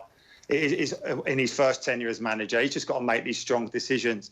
I think it's certainly when you think about people adapting, I think football now is very bespoke in terms of positions. I think when Kenny and I played, whenever he came from our club level, there wouldn't be massive variations to then what you had to play at international level. But it's so varied now in terms of the way people play. But look at Egan, look at Stevens. They don't have any problems. I know the very fact that they know each other well in terms of playing together. But that relationship on that left-hand side of our defence is far more comfortable, far more secure than the right-hand side, bearing in mind that Duffy is our most iconic player for Ireland.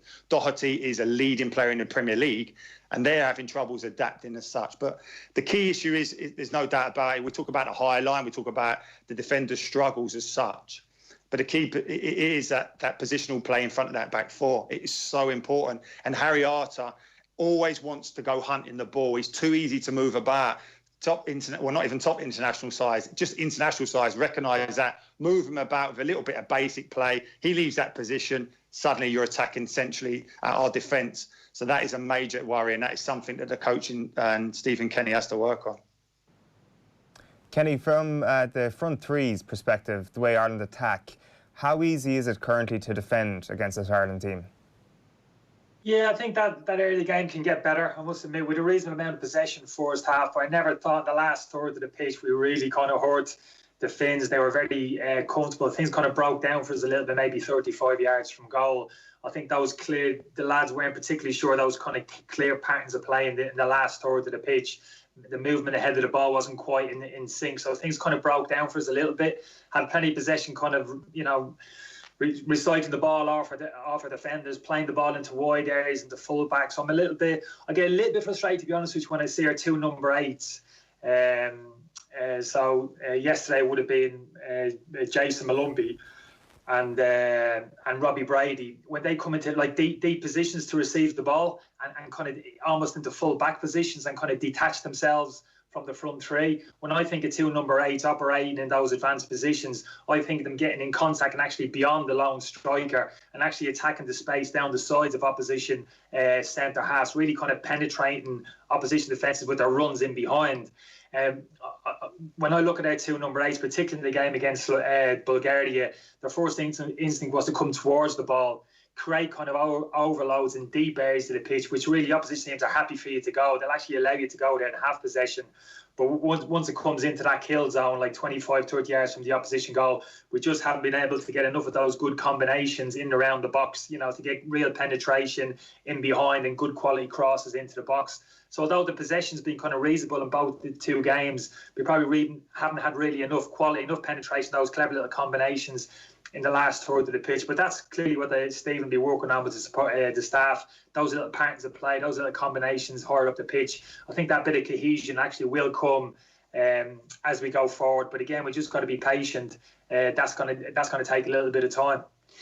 It does seem that David McGoldrick going into the starting team will help alleviate that some bit. Yeah, I think so. He links up play quite well, David. I think he's got to discipline himself to stay a little bit higher up the pitch, Dave McGoldrick. We've really seen a lot in play Sheffield United. He drifts off the main striker then to very deep areas and into almost full-back position, roams all over the pitch. He's quite loose, actually, his positional sense. Playing in this setup with Stephen said, I think, publicly a couple of times, he wants that number 9 to be the real focal point of the attack, be very disciplined and keep his position higher up the pitch. So that's actually, I don't think, very natural to Dave McGoldrick, but he's experienced enough.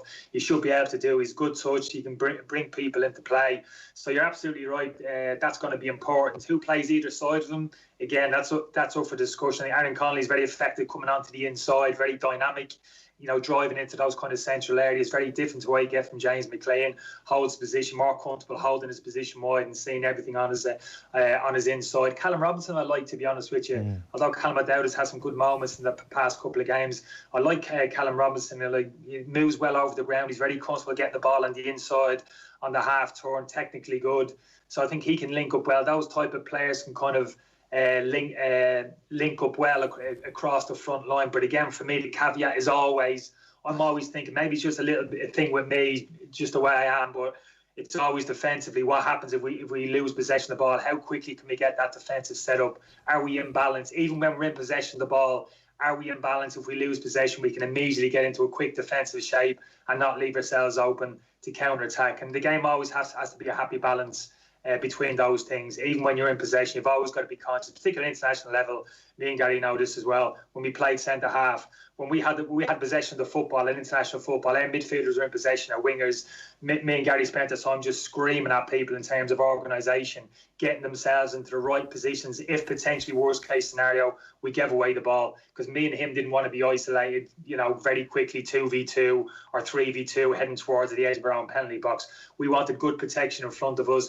We wanted good defensive cover and good balance to the team, where we were committing players into forward areas of the pitch, but also we were very mindful of the fact if we conceded the possession, if there was a turnover, very quickly we were in good defensive positions. And that's the happy balance. Forget about kind of styles of play, philosophies. That's a base thing for me in football, which has never changed over the past couple of years. Get that happy balance right, and the teams that do invariably are the ones that are more successful. On that, I think a lot of people are probably going to hear Kenny talking, which is spot on there, thinking this about defensive minded, just defending. But it's not. It's about getting into good defensive positions so you can get the ball back. So that when you lose it, the opposition can't get their head up, can't make passes, can't dictate play, that you can hunt it and get it back straight away. So you are, again, in possession of the football. And if you think about the best teams at the moment, even like Guardiola's, how good they are at forcing turnovers, winning it back, that's what we're talking about. It's not that, when we say about defensive structure, it's not a negative thought process. It's not about, oh, just get back, let's get back on the edge of our box. It's not that. It's being organised in possession so that when you do lose it, whether it's a turnover or a loose pass, which we are guilty of at the moment, that you can quickly hunt it and get that ball back. Gary, what did you make of the opening week of the Stephen Kenny era? Kind of just coming away from the nuts and bolts of how the team needs to line out and what our defensive structure should be. What were your first impressions overall of that first week? Well, listen, in terms of being experienced, Joe, in terms of how it was going to go, I never felt it was going to be this free-flowing football straight away. How could it be after such a short space of time? I know a lot of people talked about Stephen Kenny revolutionising football, but it was never going to happen straight away. So I was always quite pragmatic about that. I think when I look at Stephen Kenny, I don't think he's particularly comfortable in front of the camera. But listening to what players are saying, he's comfortable where it matters in front of the players. And I think they're buying into the philosophy. At the same time, again, with my experience, very rarely when a new manager takes over do you get any players saying, oh, it's not all that, it's not really good, you know. They're always going to say it's brilliant because that's what it's about when they first come in. But I do believe them. I do believe that they believe in the journey that he's trying to take them on. I do believe it's going to take time and a lot longer than people thought because of the players we have as such. That it's not easy just like to say, well, listen, we want to play this expansive philosophy and it's going to happen overnight. I think it does need a lot of work, but for me, the peace of mind I have with this manager and coaching staff is that the work will be done on the training ground. If you remember, Jer, that was my massive frustration all along under O'Neill, is that I just couldn't see any work that's been done on the training ground, and certainly hearing the murmurings from the player suggests that there wasn't. I think there will be here. I think there wasn't under Mick, and I think there certainly will be under Kenny. So that bodes well. I think more than anything, it then gives these players a chance to show how good they are, rather than off-the-cuff stuff. Sorry, go on, Jer. Well, that's all fair enough. I think that should be the base for that's the base level of our expectations, and then it's what layers on after that, and whether or not that is the right approach for international football, and that becomes a philosophical debate based on results over a period of time. It's a very intense start when you think that these games came at the end of the pandemic, and so I was looking up the stats. Taylor, the Finnish guy, Robert Taylor, had played 16 games in the Norwegian league, and he looked like somebody who was fit and well and galloping and able to side through our defence as a result of that in our midfield. So, when do we actually? When's a fair time to say this is working, or these parts of what he's doing are working and these parts aren't? But when is actually a fair moment for us to analyse how Stephen Kenny is doing?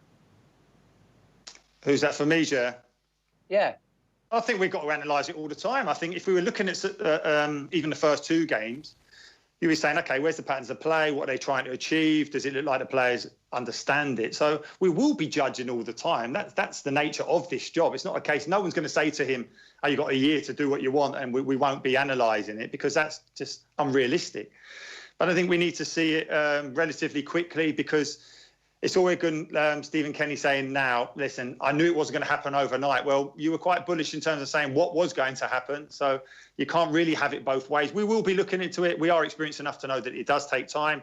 But the massive difference, and certainly is you probably want to look at it and judge a bit better when the players are fit, because to play an international game before you've played any club games is incredible. But we're in incredible time. So you have to adjust. You talked about how intense it is. Yes, of course it's going to be intense, bearing in mind what's happening in the world. And you have to kind of hit the ground running. But at the same time, this, as I said earlier, was never going to be a quick fix. Kenny, that was the point about the playing games that came through in the press conferences yesterday. If Matt Doherty gets straight in the team, which you would hope he does at Spurs, and he plays every game, and Seamus Coleman doesn't play games for Everton, let's hope that he does, and there is a decision to be made. Some of these decisions are actually going to be taken, in some ways, out of Stephen Kenny's hands. Likewise, in the midfield, if James McCarthy plays every minute for Palace when the season restarts, great. But if Harry Hart does not play any football, if Malumbi is on the bench, it's going to be hard for him to pick players who haven't played football over the next while.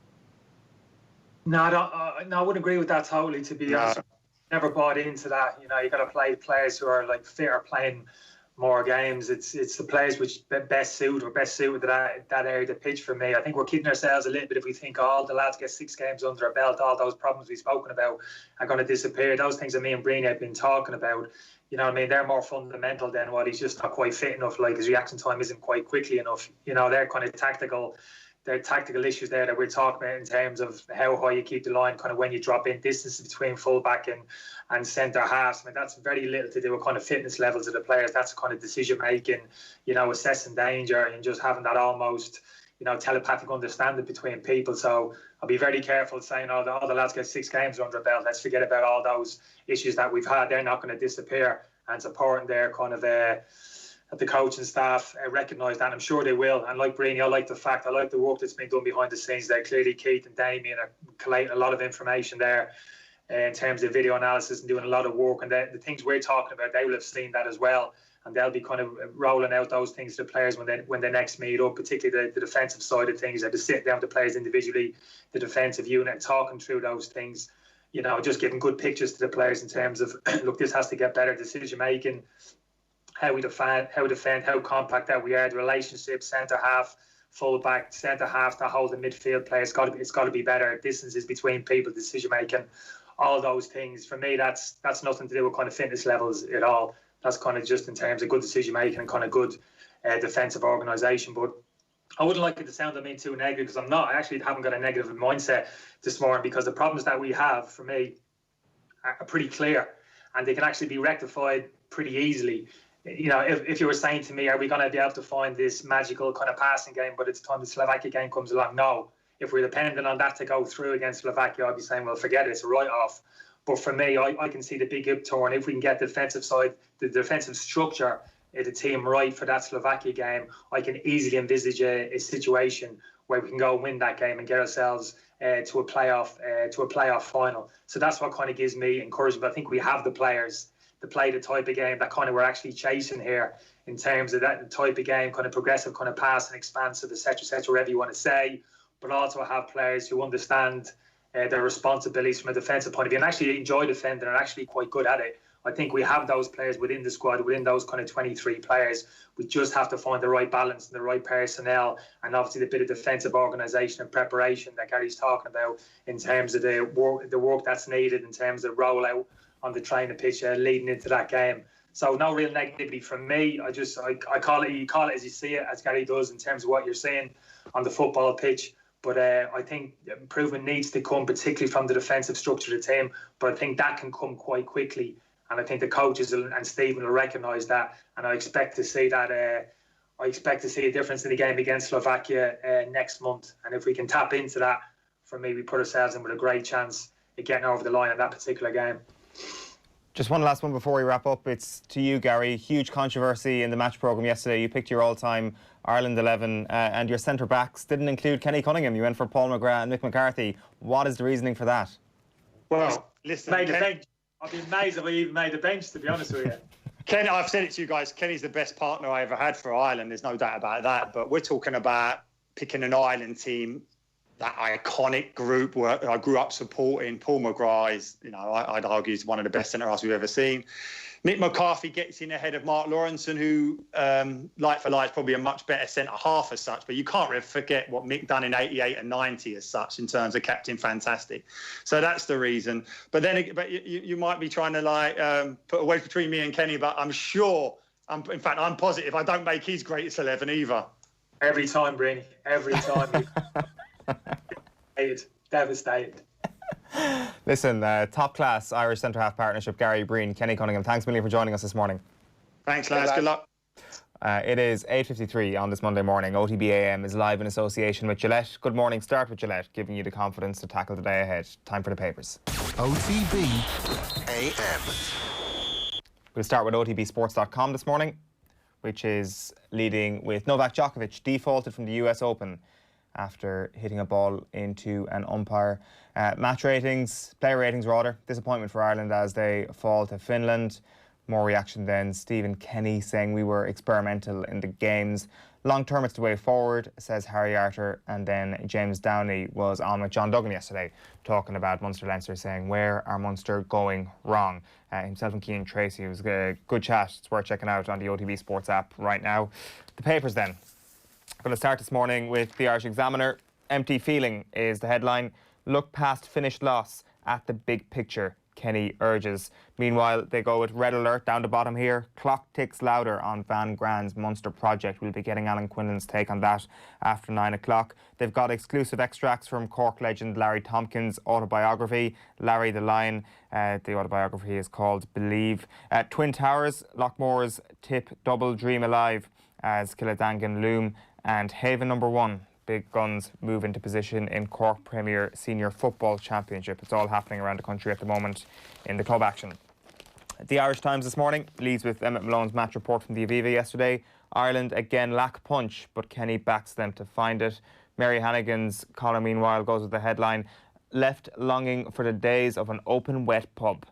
Meanwhile, there's reaction here as well from Shane Duffy. Players have to adapt, and you've got your player ratings there as well. Darren Randolph, the standout performer, according to Patrick Madden, getting an 8 out of 10. Next up, we've got the Irish Independent. I always knew you couldn't change everything overnight. That is a quote from Stephen Kenny, who has high hopes for Slovakia improvement despite defeat in first home game as Ireland manager. Nico Roach's column continues. It was so packed it felt like a normal year, which it certainly isn't. He says the rugby on the back page anyway leads with Ian Madigan. Madigan magic and Farrell's moment of madness bode well for Leinster double bid and Djokovic out of US Open after ball hits line judge. The Irish Daily Star goes with bust to Zoom.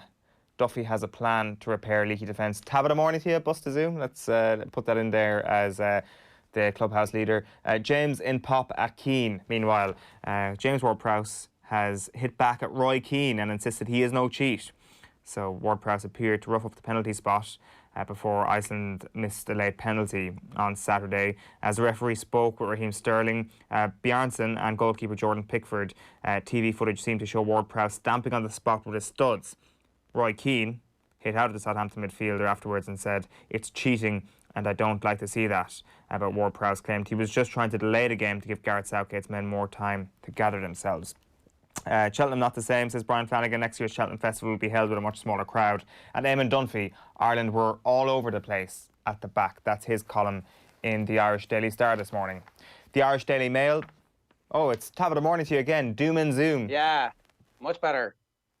Wait, what was the... Oh, sorry, that was Bust to Zoom. OK. Bust to Zoom is kind of mediocre. Doom and Zoom is much better, right? Doom and Zoom definitely rolls off the tongue a little bit better. So Tabitha morning to you, Irish Daily Mail. Defenders will chat online to iron out errors, writes Philip Quinn. Meanwhile, Ulster will punish our mistakes, warns Leo Cullen. The main photograph there of a fairly annoyed-looking Stephen Kenny, I think it's fair to say, as Ireland went down 1-0 to Finland. The back page of the Irish Mirror is slow from start to finish. This is a strong Tabitha morning to you contender as well, I must say. For anybody just listening to us, it is slow without the W and finish with the extra N in the middle. Duff day again for Kenny ahead of playoff D-Day. Djokovic is thrown out of US Open and fans going gaga for club drama. This is a fan, you might be able to make out the picture there. If not, you've probably seen it on social media. A fan at the Hyde yesterday using a ladder so that he could watch the game essentially from the graveyard next door. The Irish Sun. Slow coach is their headline. This is not a sprint finish. You'll never guess how they spelt the word finish. You cheat. Keane blasts England star JWP for scuff, as already mentioned, and Jock kicked out. We will be getting into that with Colin Buhig in the next hour as well. The Herald. We'll get it right. Kenny believes team will be ready for Slovakia after Finn's loss. It's Kula versus Bowden in final battle then. This is the Senior Hurling Championship semi-final special from a Dublin point of view. The Racing Post. Front page is I can't catch the king. Persian King puts Pinatubo in his place in Paris under fine Budo ride, and Jockey Club will vigorously contest any Bushel legal proceedings. And on the back page is a preview of Northern Ireland against Norway. Haaland can be Belfast Wolf, Norway Spruce. Then a couple of the UK back pages and front pages indeed of sports sections. Here's the Daily Telegraph.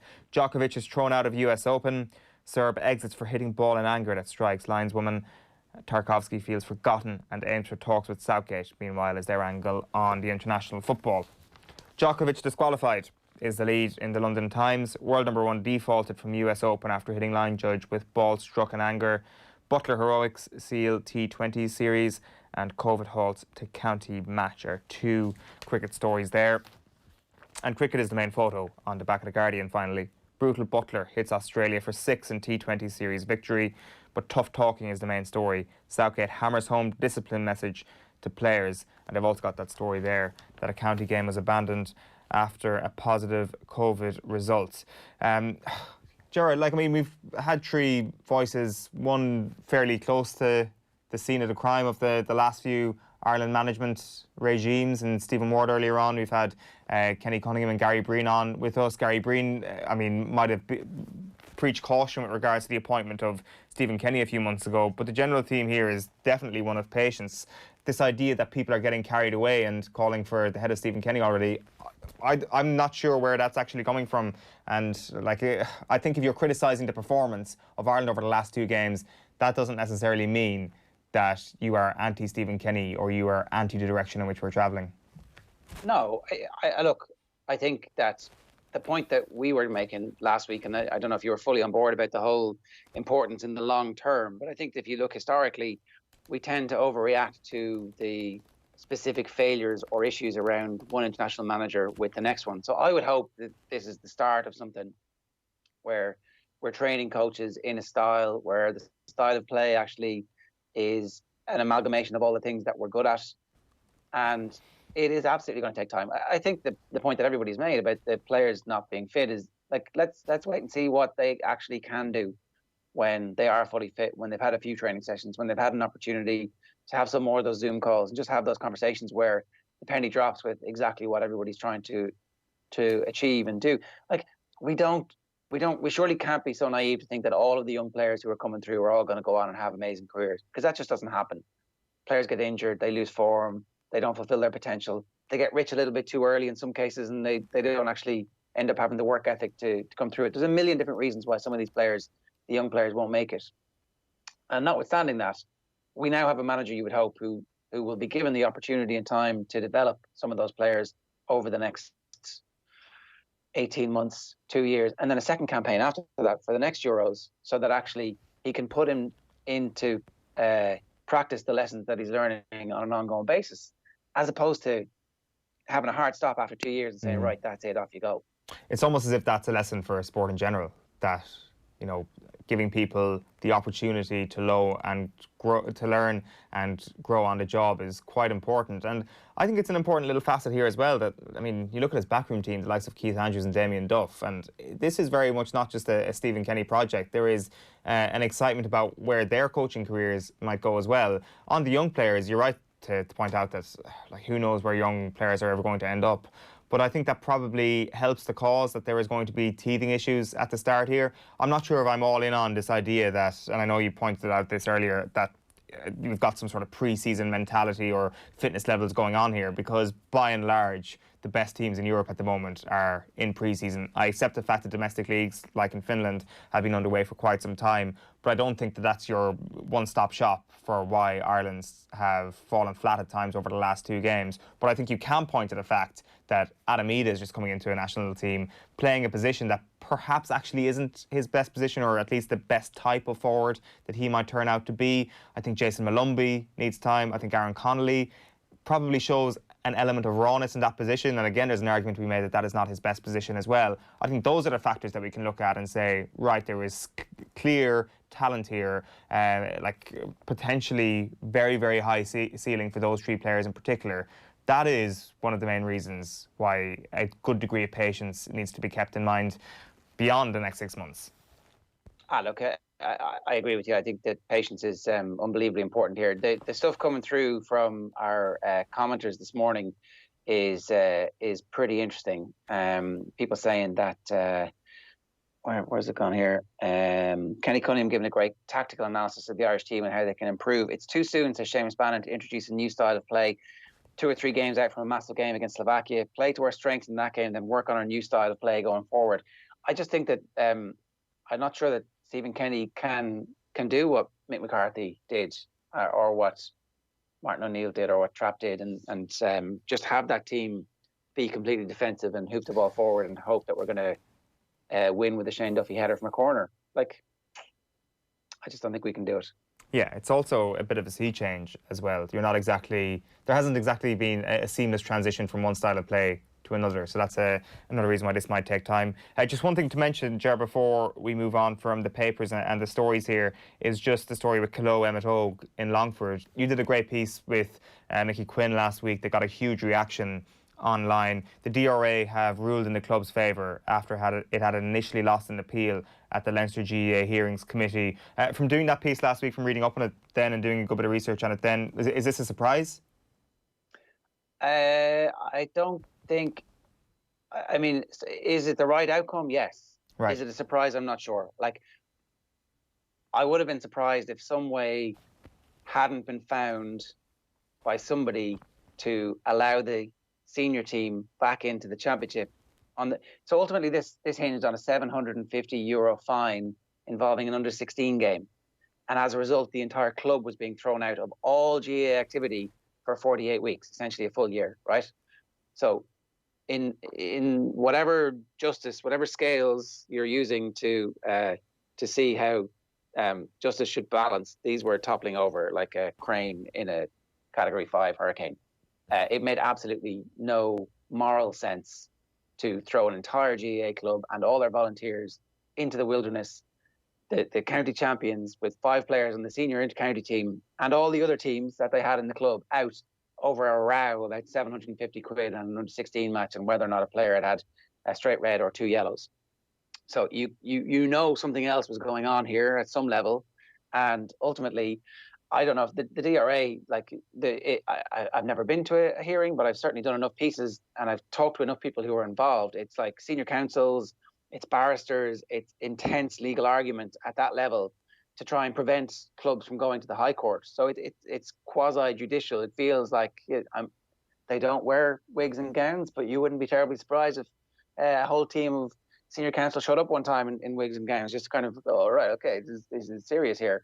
And for them to be able to find a way for this to go away, I think means that justice is served. The fact that it took so long probably suggests that somebody needs to have a good look at themselves and look at the various bits of the rule book and have a conversation about how the hell the entire county was thrown into paroxysm as a result of this. Yeah, that is the big GAA story overnight. The 48-week ban has been overturned following a DRA ruling, and the Longford Leader were reporting that first last night. Let's have a look at the OTB Sports app this morning. Plenty happening. Sport is properly back at this point with the Ireland game with Novak Djokovic, and plenty to talk about with Munster as well. There's podcasts, there are reaction pieces, there's video. It's the first place to get all of that stuff on a daily basis. You can get it in the App Store and the Google Play Store. You know where to get it at this point. We'll be right back after this with the official OTB Gillette Power Rankings. OTB AM. This is OTB Sports Radio.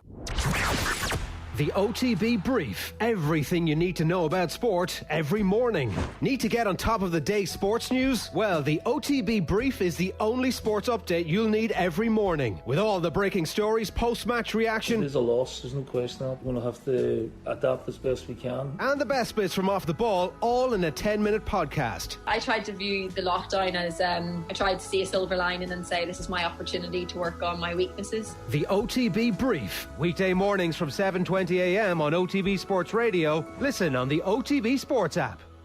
OTB Sports, in partnership with Cadbury FC, have kicked off a brand new series of in-depth chats with some of the biggest names in Premier League and Irish football history.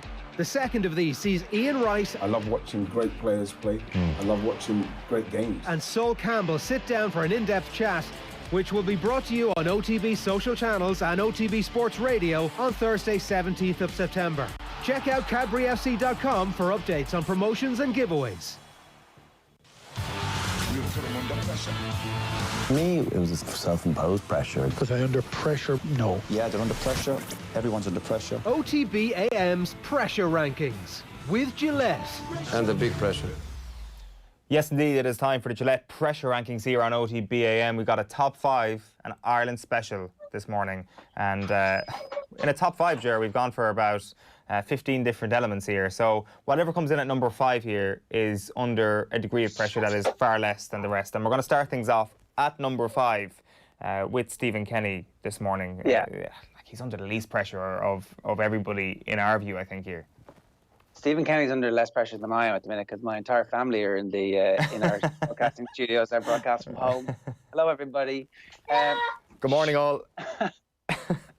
I would say Stephen Kenny is not under that much pressure, and that's why he's number 5 here. But he must be feeling a little bit of pressure, obviously, because he wanted to start with a victory and get a bit of momentum going and get the crowd on board early on. And you could see that there are the fairly stereotypical reactions from a lot of people with the urge to dismiss what's happened here. I would say that most people feel that Stephen Kenny deserves time. You know, Gary Breen was making the point earlier that the players need to be fit, they need to be playing games, and then we'll be able to judge exactly how well the patterns of play that he's trying to inculcate in the team are being delivered. So we've included him here as a way of saying he didn't get a victory in his first 2 games, but it's not that serious. Yeah, and also just to reiterate the point earlier on, that the criticism of Ireland, I'm not sure why there's such a rush defensively to kind of defend Stephen Kenny when there is a criticism of Ireland. There is plenty of blame to go around after the first couple of games. Like I'm going to bite this. I'm going to bite this morning on Ian Hart's tweet from last week. Just to clarify, he did not mention Stephen Kenny in that tweet last week. This is after the Bulgaria game. He says, "I'm sorry, but this has been awful tonight. All for young lads making their debut, but it's about winning games of football. Ireland emoji, both teams very poor." Like, I don't know, there was obviously a huge backlash to that. I mean, it's the first game of a new era, so patience needs to be certainly prioritised here. But at no point there is he saying the manager is the wrong choice or the manager is going about things the wrong way. No, the backlash to that was, again, super defensive. And I think that goes to the point that we were making last week, that so many people are emotionally invested in this and that there is a culture war at play here. And it is like Irish football should be able to produce somebody from the island and from the leagues here and coming through the system here who is able to be the manager of the Irish national team. And, you know, like Ian Hart was obviously a teenager when he went off to play for Leeds. It's a different way of doing things.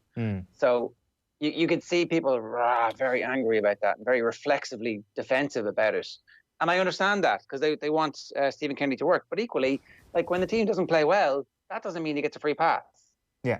Agreed. Now, in fairness, I think the part about the young players and debuts in his tweet is probably something that's stuck in the craw of a lot of people, considering this young crop of players are extremely talented, or so it seems, that they have the best chance of the last 10, 15 years of being as gilded a generation as we possibly can have.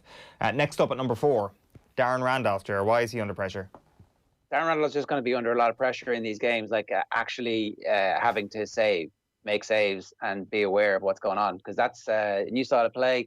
There won't be a thicket of bodies for the opposition to get through from, you know, the edge of the centre circle to the edge of our penalty box, or indeed actually in our penalty box. It's going to be Darren Randolph versus the world, and he's going to be the little boy with his finger in the dam. And, you know, there was a brilliant tackle from Egan. There was a through ball, and it looked like Egan was kind of gesturing at him to come out, and then Egan had to sprint and makes it. It was against Pookie, and obviously you back Egan against Pookie in a race, and he won it, and he made a clearance, and he didn't look around and give out to Darren Randolph, but it kind of felt to me a little bit like that. That's where all of this just needs to improve, where Randolph gets used to playing on the edge of his penalty area, and just look, he's going to be under pressure. The goalkeeper has a much more active and busy role. For sure. Number 3 then is Matt Doherty. This is somebody that I thought possibly could be in at number 1, to be quite honest with you. I think when you listen to Kenny Cunningham and Gary Breen as well, that ratchets the pressure up a little bit, especially as Stephen Kenny is thinking along similar lines, where Seamus Coleman is not only one of the best players we've ever had in that position, he's also a great communicator and he's a great leader, and that is going to be another facet in his favour over the next couple of weeks when Stephen Kenny is making this decision. Matt Doherty hasn't been amazing the first 2 games. I think that he will become a lightning rod for criticism because of the fact that Seamus Coleman is there to replace him if he needs to be, and I think he will actually be over-criticised as a result of two performances that weren't abysmal. But there's no question he's under a massive amount of pressure. Well, I think that we all expect Matt Doherty to be some cross between Maradona and Paul McGrath. That's the level that he's ascended to in the Irish popular imagination, in some respects, over the summer, where it's like, he's the best right back. He's revolutionised the position, I think was one of the things that Gary Breen said a little bit earlier on. So, like, these are his first two full games in international football at right full back in a flat back four. And has he played there for a club? I don't remember. So Stephen Kenny was talking about how Serge Aurier played. Nathan was at the press conference last week and came away very impressed with the analysis that Kenny had done of the position and role that Aurier plays when he's playing for Spurs. And he was very hopeful that that's what Matt Doherty will end up doing, kind of being one of those fullbacks in a back four who is as involved in the game as Trent Alexander-Arnold, for example. So I actually think there's a big opportunity for him over the next 6 weeks to get into that Spurs team, learn from what Mourinho asked him to do about how to play in a back four, while also being somebody who's creative going forward. And at the same time, he's had his 2 games now as well. So if he doesn't get the position in the Slovakia game, he's had his window of opportunity. So I think I believe this is a situation that's been relatively well handled so far by Stephen Kenny, and it gives me hope that he's going to, assuming that Coleman is still on board and still happy and a good presence around the place, which you would expect he will be because he's an unbelievable professional, then I think that Kenny's doing a good job at this. Number 2 is Shane Duffy, and he's almost putting a lot of pressure on himself here. This isn't totally unlinked to number 3 here, in my opinion, and Matt Doherty. Even what the lads were saying earlier on, that Seamus Coleman being there to bark instructions at Shane Duffy is an important facet of why he should be included. But you wonder, should Matt Doherty be blamed for subpar performances for Shane Duffy? Sure, Seamus Coleman's communication is probably going to get a better performance out of Shane Duffy, but is it right to be saying that Matt Doherty should potentially lose his place because Shane Duffy hasn't reached the high levels that he has over previous years? I don't know. It was interesting that the centre-back partnership that we had on earlier, we're talking about, this isn't about the relationship between the centre-backs. This is everybody else. This is like definitely the full-backs issue and the defensive midfielders. And actually, if those forwards would just keep the ball a bit better, that centre-back partnership would do better. So, now look, I totally understood and completely get that. What the point you're making is the same point that Gary Breen and Kenny Cunningham were making, that football is a game of interrelationships and everything is interlinked. Everything is everything. And that was true. And you could see it was true in the back four not having a joined up approach. They weren't conjoined when they were supposed to be. They weren't moving as a unit. I think it's hard to separate Duffy and Egan. Egan has a few brilliant clearances, but equally he's not bossing Shane Duffy around. And look, Shane Duffy is still one of our best attacking options when it comes to set pieces, and probably could have dug us out in the second game with a header. He'll be very disappointed that he didn't hit the target with the free header that he had. And if he'd done that, is everybody going, well, he's going to be in our team because he's the only player what was Nathan's stat? The only player in the last 2.5 years who scored more than a goal for Ireland. He will be under pressure. He's going to play a lot of football at Celtic. It's going to be very similar to what he's going to be playing for Ireland. I've no worries about Shane Duffy being in the Ireland team over the next 2 years. At number 1 is the person under most pressure for Ireland, and we've totally copped out in this one because we've picked the 6 midfielders, Ger. Every single one of them is sweating on the way back to club action. So Malumbi, obviously, absolutely thrilled with life, makes a debut, plays well, gets a better player rating in the papers than almost all of his more seasoned internationals. But he's going to sit on the bench, we think. He needs to get some game time into him. He was kind of one of the ones that I was thinking of when I was talking about this earlier on with Gary and Kenny. If he's not playing football, if he's on the bench for Brighton, can Stephen Kenny pick him for the Slovakia game? If McCarthy doesn't get game time at Palace, can he play? If Harry Arter is not playing football, does he play?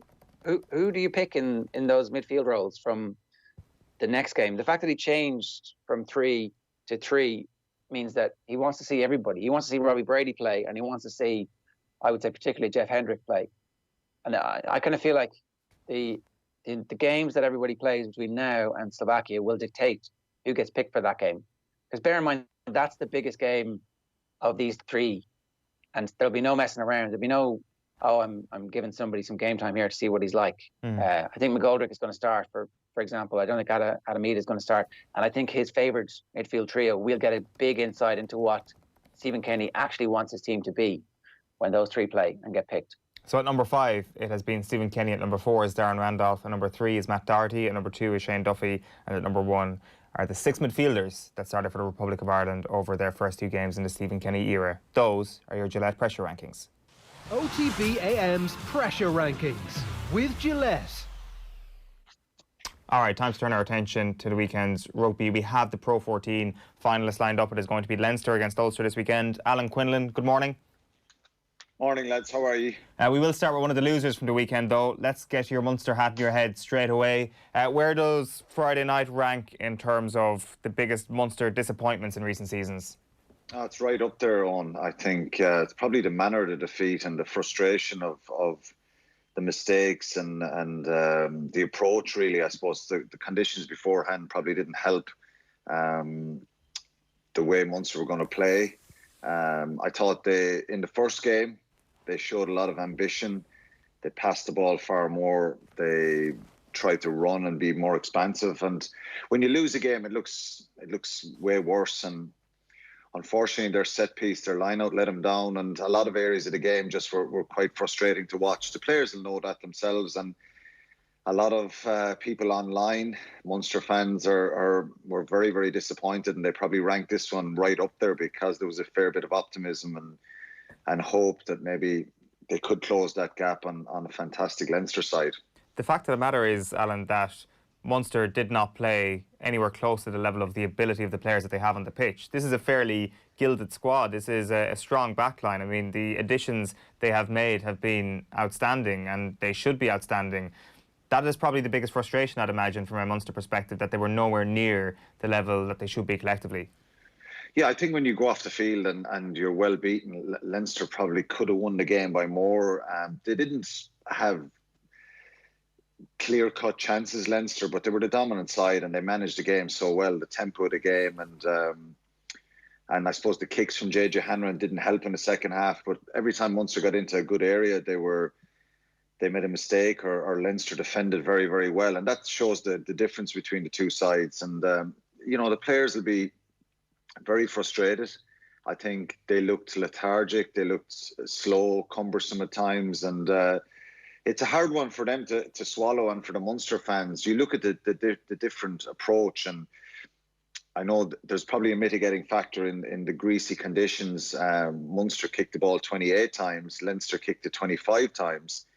And if you go back to the first game, Munster kicked it 20 times. Leinster kicked it 21 times. So Munster increased the kicks by 8 and Leinster increased theirs by 4. So Leinster kicked a fair bit of ball as well. But when you're 7 points up, 10 points up in a game like that, well, you can kick the leather off the ball. Gibson Park kicked it a lot, Luke McGrath. It doesn't matter. You're actually frustrating the opposition. Their kick chase was a lot better. Munster's wasn't as good. They got a lot of return in the first game from those box kicks, and it just didn't work. Leinster retreated back very well, and they escorted players back into those dangerous areas. And Jordan Larmour claimed a few early balls, and that gave him confidence. And Munster didn't have any other ideas. So that's a big concern. In the first game as well, Munster passed the ball 140 times on. They passed it 82 times last Friday night. That's a significant drop. And I know you can make an excuse for the conditions, but they obviously reverted to type. They thought they could put the squeeze on Leinster, forced them into mistakes. There was a couple of scrums there where they tried to keep the ball in the scrum. When you were Damien Dialende and Chris Farrell in the centre, who are fantastic players, just get them the bloody ball quickly. Let them run at the opposition. Let them test themselves and give them a focal point to attack off, try and generate quick ball off that and play. And too often it was slow and, as I said, reverted to type box kicks that were inaccurate from Conor Murray. Who's making those decisions, Alan? Is that the coaches when they see the rain, or the players on the pitch going, let's just keep this tight for a while? No, I think it's a mixture of both, and people have asked me this over the weekend. Well, who's telling them to do this? Obviously, they have a game plan, and I suppose for these 3 or 4 weeks that they were hoping to get themselves into a final. They weren't going to drastically try and change everything. It's a bit like the Republic of Ireland. You change too much too quickly and you come unstuck. They're back to their old ways a little bit of trying to pressurise the opposition and play a kicking game. Kicking game is absolutely vital in the modern game, because if you play out of your own half too much, there's too much energy exerted. Sometimes you're going nowhere and you make a mistake, you cough up a penalty. So every team kicks the ball a lot more now in the modern game. I remember England beat France in Twickenham a year and a half ago, 2 years ago. They kicked the ball 44 times. They scored 7 tries. They won convincingly. They blew France away. Kicked it 44 times. Nobody left the stadium that day thinking, well, that was a really negative approach from England, because their kicks were good. They were accurate. There was kick passes. There was grubbers put in behind the opposition. There was kicks from the fly half up in the air.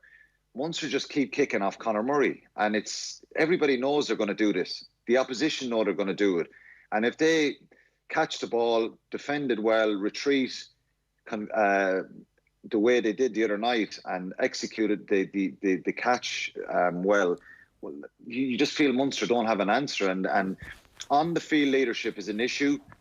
Making those kind of decisions on the field need to be a lot better. You can have a template out there, and I've always said this as a player, and I had it as a player myself. You've got to adapt to the conditions and the scoreboard. If Munster are 10 points up, Ger, they can kick the ball dead every single time, and no Munster fan would complain about it. Do you know what? Afterwards, they'll say, oh, that's brilliant, because Munster just frustrated the life out of the opposition.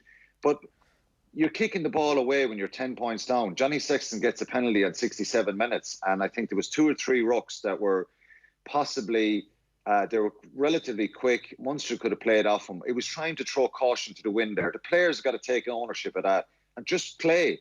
I'd rather give away another try than lose in the manner they did.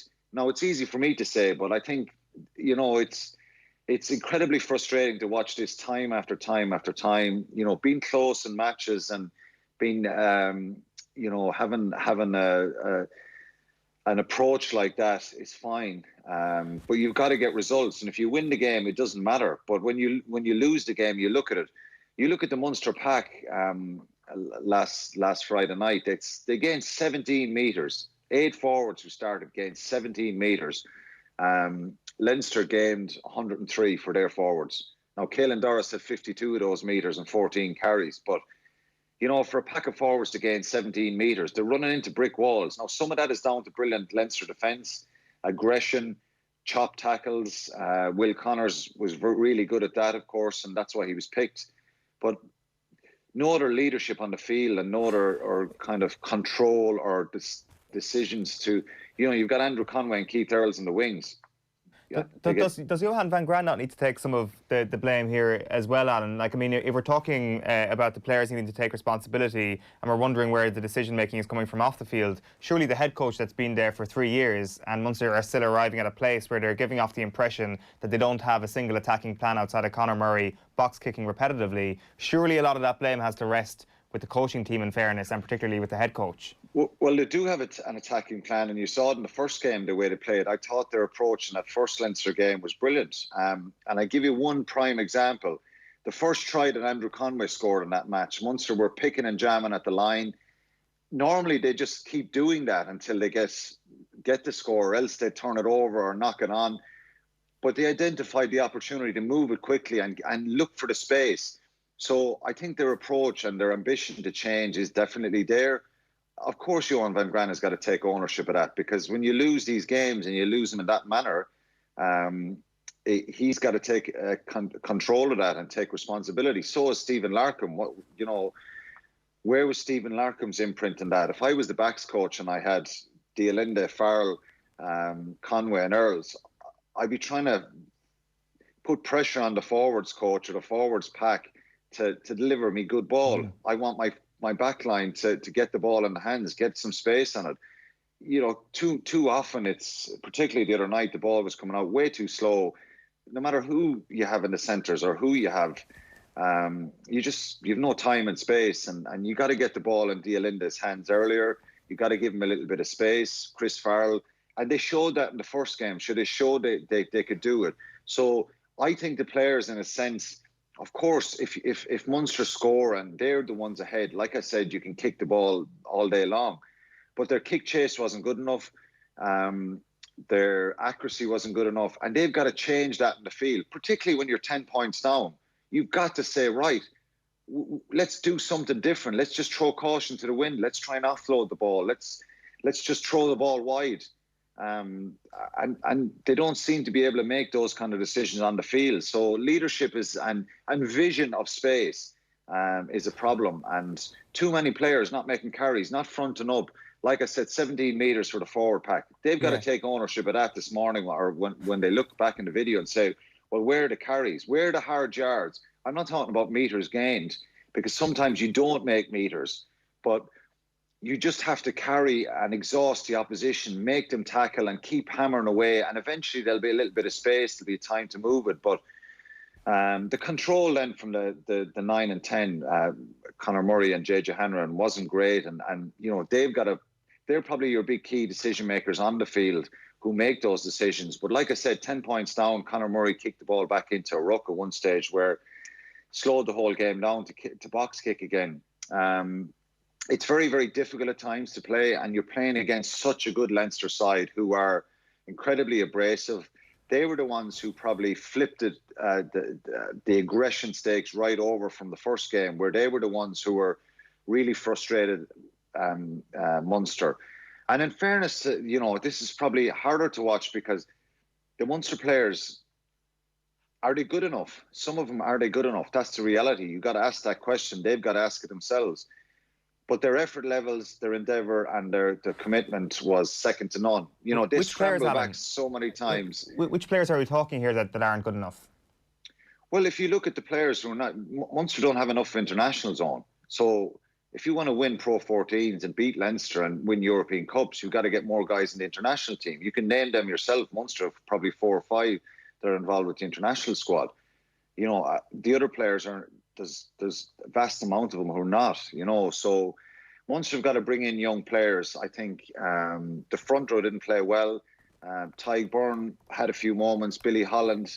The front 5 didn't perform the other night as a unit. They didn't impose themselves. And, you know, I played in the back row for so long. And if you're front 5, you rely on your front 5 to make those hard yards, to put in the tackles, to make the carries, to carry the shitty ball at times, that the back row can then get a little bit of space to maybe put a bit of evasion on, link up with their back line. And that's just a reality. Now, in saying this, and Leinster people will probably say it's a strange comment, but Leinster were poor enough themselves the other night. They'll look at their own performance and say it was a terrible game. They didn't create a huge amount. They certainly had moments where they had more enthusiasm, more energy, more intensity than Munster. But I give credit to Munster in fairness. They stayed in the fight and they kept scrapping away. And, you know, if JJ Hanrahan gets the 2 kicks, it's always ifs and buts, unfortunately, at the moment. And if he gets the 2 kicks, maybe it's a little bit different. There was a maul at the end that Caelan Doris pulled down. You know, it's too late, though.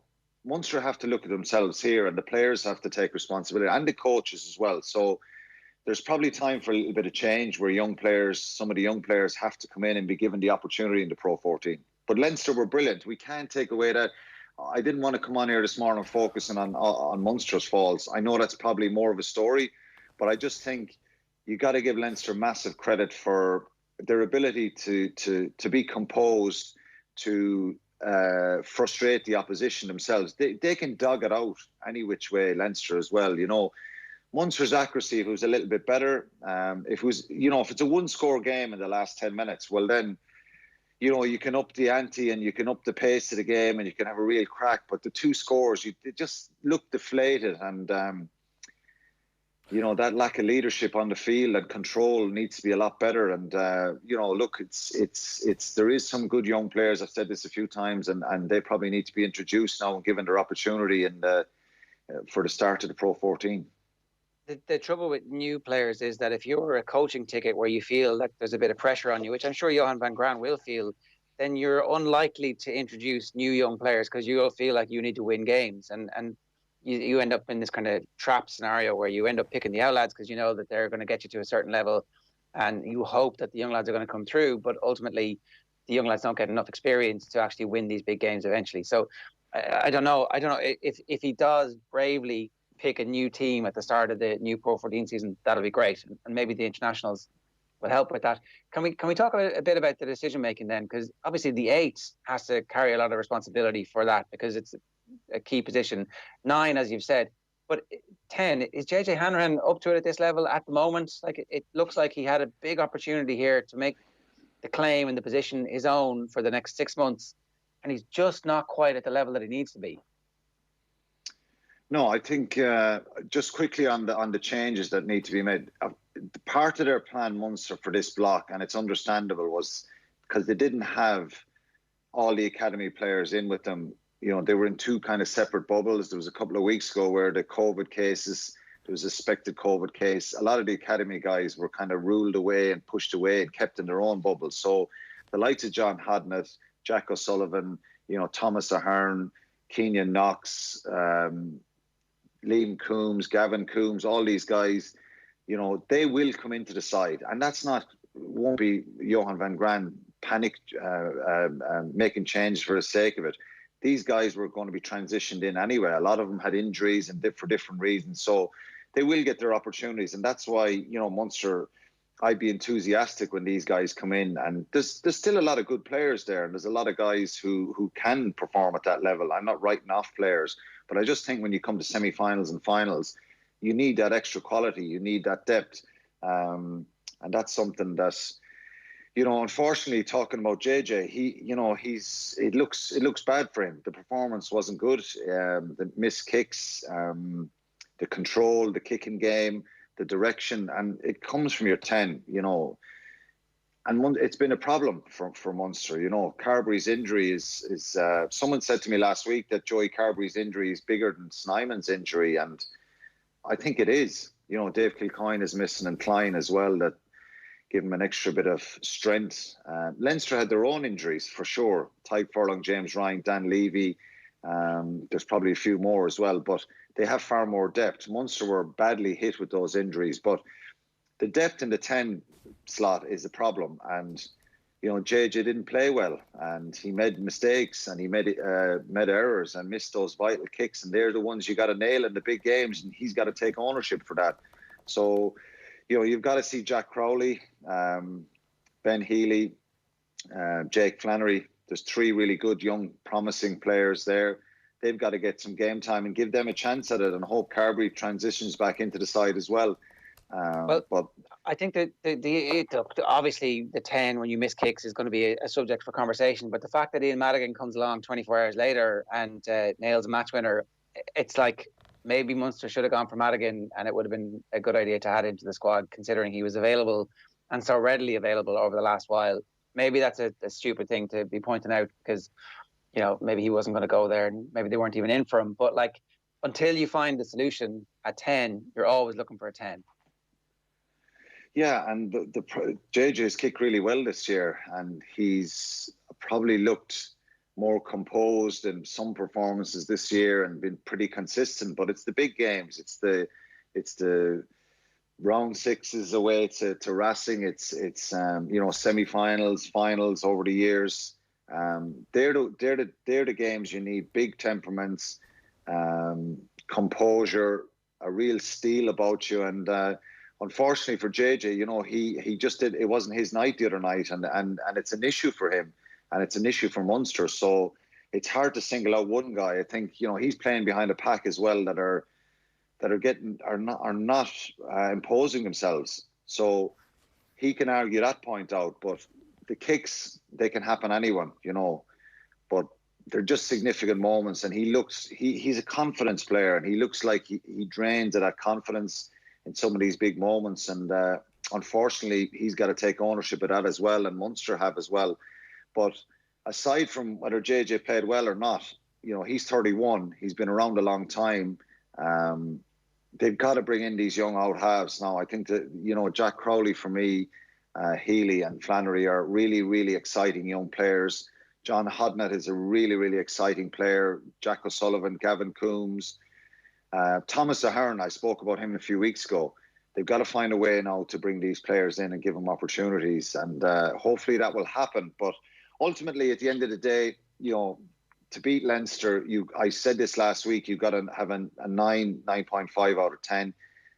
Player ratings in the Munster players after the weekend, and they're 4s and 5s at best, and that's just not good enough. It's not taking control, being aggressive. Like I said, the effort level was there, and in fairness, they scrambled back so many times, even when Leinster kind of broke out and they forced Leinster to knock the ball on. They turned the ball over to break down, but they've just got to expand their minds a little bit and find that little bit of vision to play a different brand. Of course, in the wet, shitty nights, kick the ball all you like. You're going to have to do that, make those one-out carries, but you've got to have some vision on the field. And it's probably frustrating because, you look at the first game, 27-25, Munster had even created more opportunities. They scored some brilliant tries, so they can do it, and it's there. Yeah. But look, in crucial areas, Leinster have Leinster, I'll give you an example. Leinster have an international front row out the other night. Munster's front row is not as powerful as that.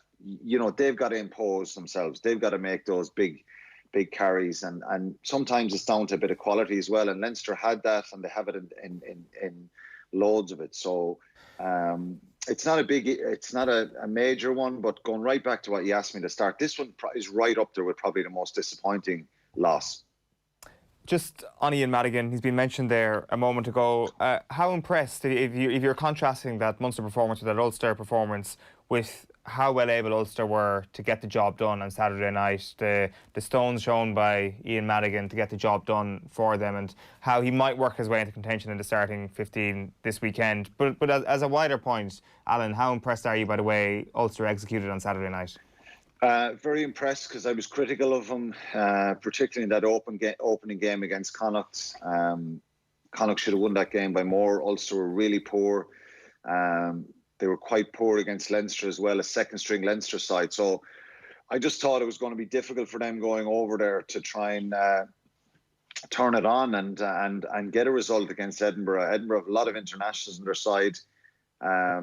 They were beaten by Glasgow the week before. Few question marks about. I thought they were better than they actually showed the other night. They lacked a real bit of control when they were 19. They were 12-0 up first, and then when they were 19-7, I just thought that was the time to kill the game off. And credit to Ulster, they were so brave in their approach. I thought Albie Mattison was brilliant when he came on. He just really, really tried to put pace in the game and make breaks himself and offload. And they lost the ball a few times, and you kind of went, that was such a pity. Edinburgh are going to clear their lines now. But the way they kept going was just amazing. Alan O'Connor didn't really get many mentions. I just thought his tackling was phenomenal. Sean Reedy, when he came off the bench, Coetzee was brilliant. And if they do that, Ulster's biggest problem is consistency. Can they turn up at the weekend now against Leinster and bring the same intensity?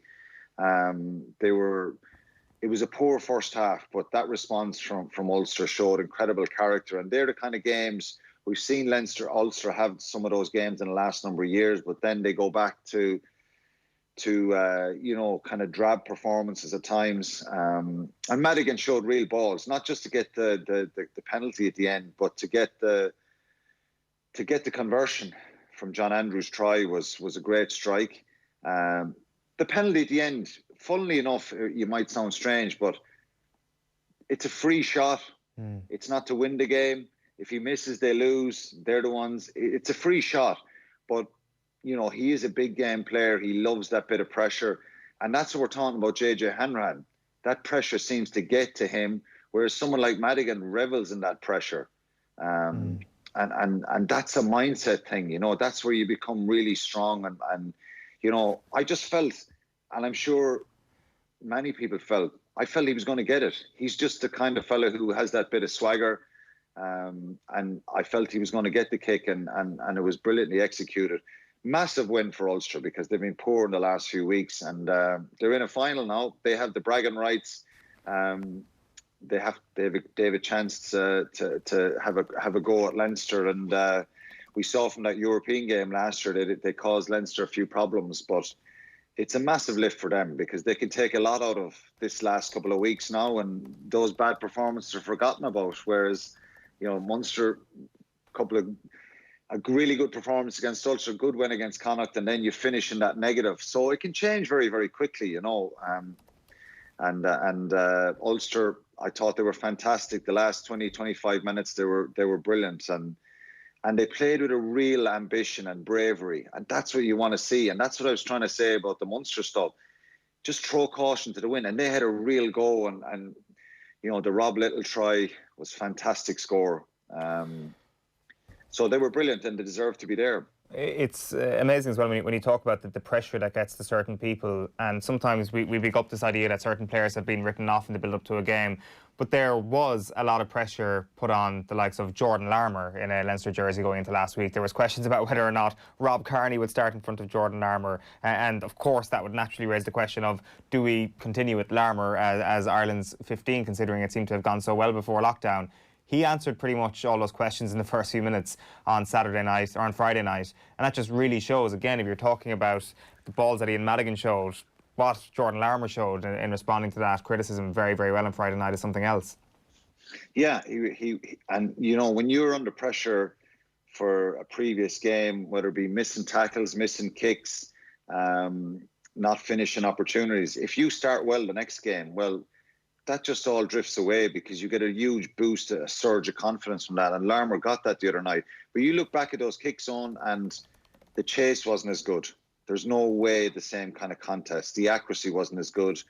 And what Leinster did so much better in this game is their escorts back and protecting him in front. Sometimes, and we see it a lot in a lot of games, when it's done well, it's obstruction. It's blocking players from running through, but nobody gets pulled for it really anymore unless you take out a player. And England did it so well to Ireland the last couple of times they've played them in taking away Ireland's kicking game. So the enthusiasm and the energy to get up there and contest wasn't the same for Munster. And maybe that was something to do with the 5-day turnaround. But when you start like that, you get a huge surge of confidence. And he's someone who wasn't daunted by it. I just get the feeling that, he knew himself, and good players know that, and they show a determination to put it right. So he did that brilliantly. And like I say, sometimes it's the body language of players. That they're gonna respond, and Larmour did, and Madigan did, and sometimes that's the difference in winning those critical moments in matches. Owen Farrell's tackle technique has finally caught up with him, Alan. Yeah, it was an horrific tackle, and my bugbear for this, Jared, is when players say, well, it wasn't intentional and he dipped and there's mitigating factors. When you're flying out of the line or in open play like that, when you're flying up to make a tackle, I don't take those excuses because I know myself being in that position. You either reduce the force you're putting into the tackle. You can tackle high and wrap, but you've got to reduce the force. And if a hand slides up, it's a penalty. But when you're coming in with that kind of force, you're risking being in that situation. And I like Owen Farrell a lot because I think I love the steel, the strength he has, the power, and the type of player he is. He's a guy you'd love to play with. He's a fellow who, when you're in the trenches, he's the one who's going to stand up and be counted, and he does that. And he's a very physical player, and he's like his dad playing rugby league. He's a hard bastard, and he's very, very, very, very physical. But you've got to be careful, and he's been at this for a while. These high shots and that one was a really bad one. But he's going to get a suspension, and he's a huge loss for Saracens when they play Leinster on Saturday week. Yeah, he certainly will be. Alan, we just wanted to give a quick mention of something which you were involved with. World Suicide Prevention Day is this Thursday, September 10th, and it's a day marked to honour those who have lost their lives to suicide. Cycle Against Suicide are calling on everyone to unite in empathy, encouragement, hope and support. They want people to team up with them in the fight against suicide, by joining the Bike for Life MKM Challenge, with the collective aim being to take to our bikes and cycle in excess of 1 million kilometres. It's a virtual cycle. You can cycle anytime, anywhere. For more information and to register, go to cycleagainstsuicide.com. Alan, great stuff this morning. Thanks, Benny, for taking the call. We'll chat to you again on Friday. Cheers, lads. Sorry for that bad word I used there. No, on foul. My apologies to everyone who's watching. Maybe you can take that out, can you? No, it was a compliment. Calling somebody a hard bastard is a compliment. So thanks. I know, but I shouldn't. I'm sorry. I won't use that word again. All right. Here is James Downey talking Ian Madigan on yesterday's show. Is Ian Madigan a contender to start now in your view, Cian? He came on with 10 minutes to go. What does he need to do to challenge Billy Burns in your view? Yeah, look, I think I'd be surprised if he got the start. I think having a clutch kicker like that to come on is such a massive bonus. But I think we've got to give Billy Burns a bit of credit. You know, he's captain in Ulster at the moment with Ian Henderson out of the team. McFarland has really put his trust in him. And while, you know, he missed the kick himself, he came up with a huge moment there in the second half when he made an intercept when Edinburgh were breaking away and could really have killed off the game. So I think Madigan is going to have to bide his time. Absolutely, you know, he was the match winner, but I think Burns has done enough as well. And I think that's been a key to Ulster's success like I said, is McFarland getting the best out of these guys. You look at someone like Marcel Coetzee last night, and like I don't think it's an exaggeration to say that Coetzee is the best player. You know, when he's on form, he's the best player playing in Ireland at the moment. He's just an absolute freak of an athlete. I thought he was absolutely sensational. And there's a guy who's trying to get back into the Springbok setup, having missed the World Cup through injury. And, you know, he's targeting a Lions tour next summer. And like, to have that guy when he's on form, there's very few people in Irish rugby can live with that kind of physical aggression. So if Ulster are going to have any chance against Leinster, you know, a lot of things are going to have to go right for him. But I'd wonder kind of the psychology of it. You know, I know they lost Leinster last week, but when you think about it, it was a Leinster B team. So I think, you know, in their heads, they might say, well, look, it is a very different team. So I think they'll have to get their head around that, because while they had a stronger team than Leinster, you know, it's going to take a huge effort to beat Leo Cullen's side, who are just motoring on nicely. Yeah, Cian Tracy there talking to John Duggan yesterday on Off the Ball. You're listening to OTB AM, which is live in association with Gillette. Good morning start with Gillette, giving you the confidence to tackle the day ahead. It is 9:51. Before we get into our tennis chat, just to tell you that Longines Irish Champions Weekend is happening next week. Unfortunately, there won't be crowds this year, but thanks to Race and Stay and the National Irish Stud, we've got some tickets to give away this morning to next year's Champions Weekend. The winners of those will also be entered into the draw to win 2 nights in the 4-star West Grove Hotel and Spa, with arrival on either Friday the 11th or Saturday the 12th of September. So that's next week, including breakfast and a round of golf in Ratsala Golf Club, with transport to Ratsala and back from the hotel included. The overall prize also includes a trip to the Irish National Stud. Get over to the Off the Ball Twitter account for more details on that competition. Right, we are joined by Callum Buig to talk about Novak Djokovic. Colin, actually, do you know what we're going to do here? Just to start this off, I've got a few things to say about this Novak Djokovic situation. The ball goes to the lineswoman and hits her in the neck. She goes down. Novak Djokovic is then ejected from the tournament, essentially. What I want to do here, first of all, because I'm sure you're going to mention this, is a clip from Djokovic talking about a similar incident in 2016. When you threw the racket, does it concern you that one day that could cost you dearly? I mean, if the ball were to hit someone today, is that something you think you ought to address? You guys are unbelievable. Why is it unbelievable? Yeah, because you're always picking this kind of things. It's incredible. You keep doing these things. You know, I keep doing these things well. Why don't I get suspended then? I'm saying you were close, weren't you? That's what I'm saying. I'm close. I'm still not suspended, so if I'm not close, I'm not close. If that ball had hit a spectator, it could have been serious. It could have been, sure. Or it could have snowed. It could have been snow in O2 Arena today, but it didn't. So you don't think that gives you're not concerned about your mindset? So I'm the only player that shows his frustration on the court, right? That's what you want to say. I'm the only player that is showing that. No, you are showing that, though. Sorry? You're one of the top-ranked players in the world. So you are showing this frustration. I'm asking you, do you think it's an issue for you? It is not an issue for me. It's not the first time that I did it. Oh, no. Right. Next question, please. Next question. All right, serving questions up here. Thank you. Yeah, he's not wrong. It's not the first time he did it. It's certainly not the last time he did it. Last night might be one of the last times he did it, though, because the ball eventually went astray. Karma is a bitch. He deserves everything he gets. This item is over. We can finish it off. You go on. Keep going. Keep digging there. I guess, well, he says it's not the first time he did it. My point, Colm, is that this was seen to be coming for a while now.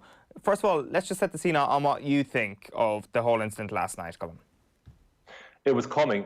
As you say, it's been coming for a few years, but it was coming in the match itself as well. So for people who didn't see the match, it was finely poised.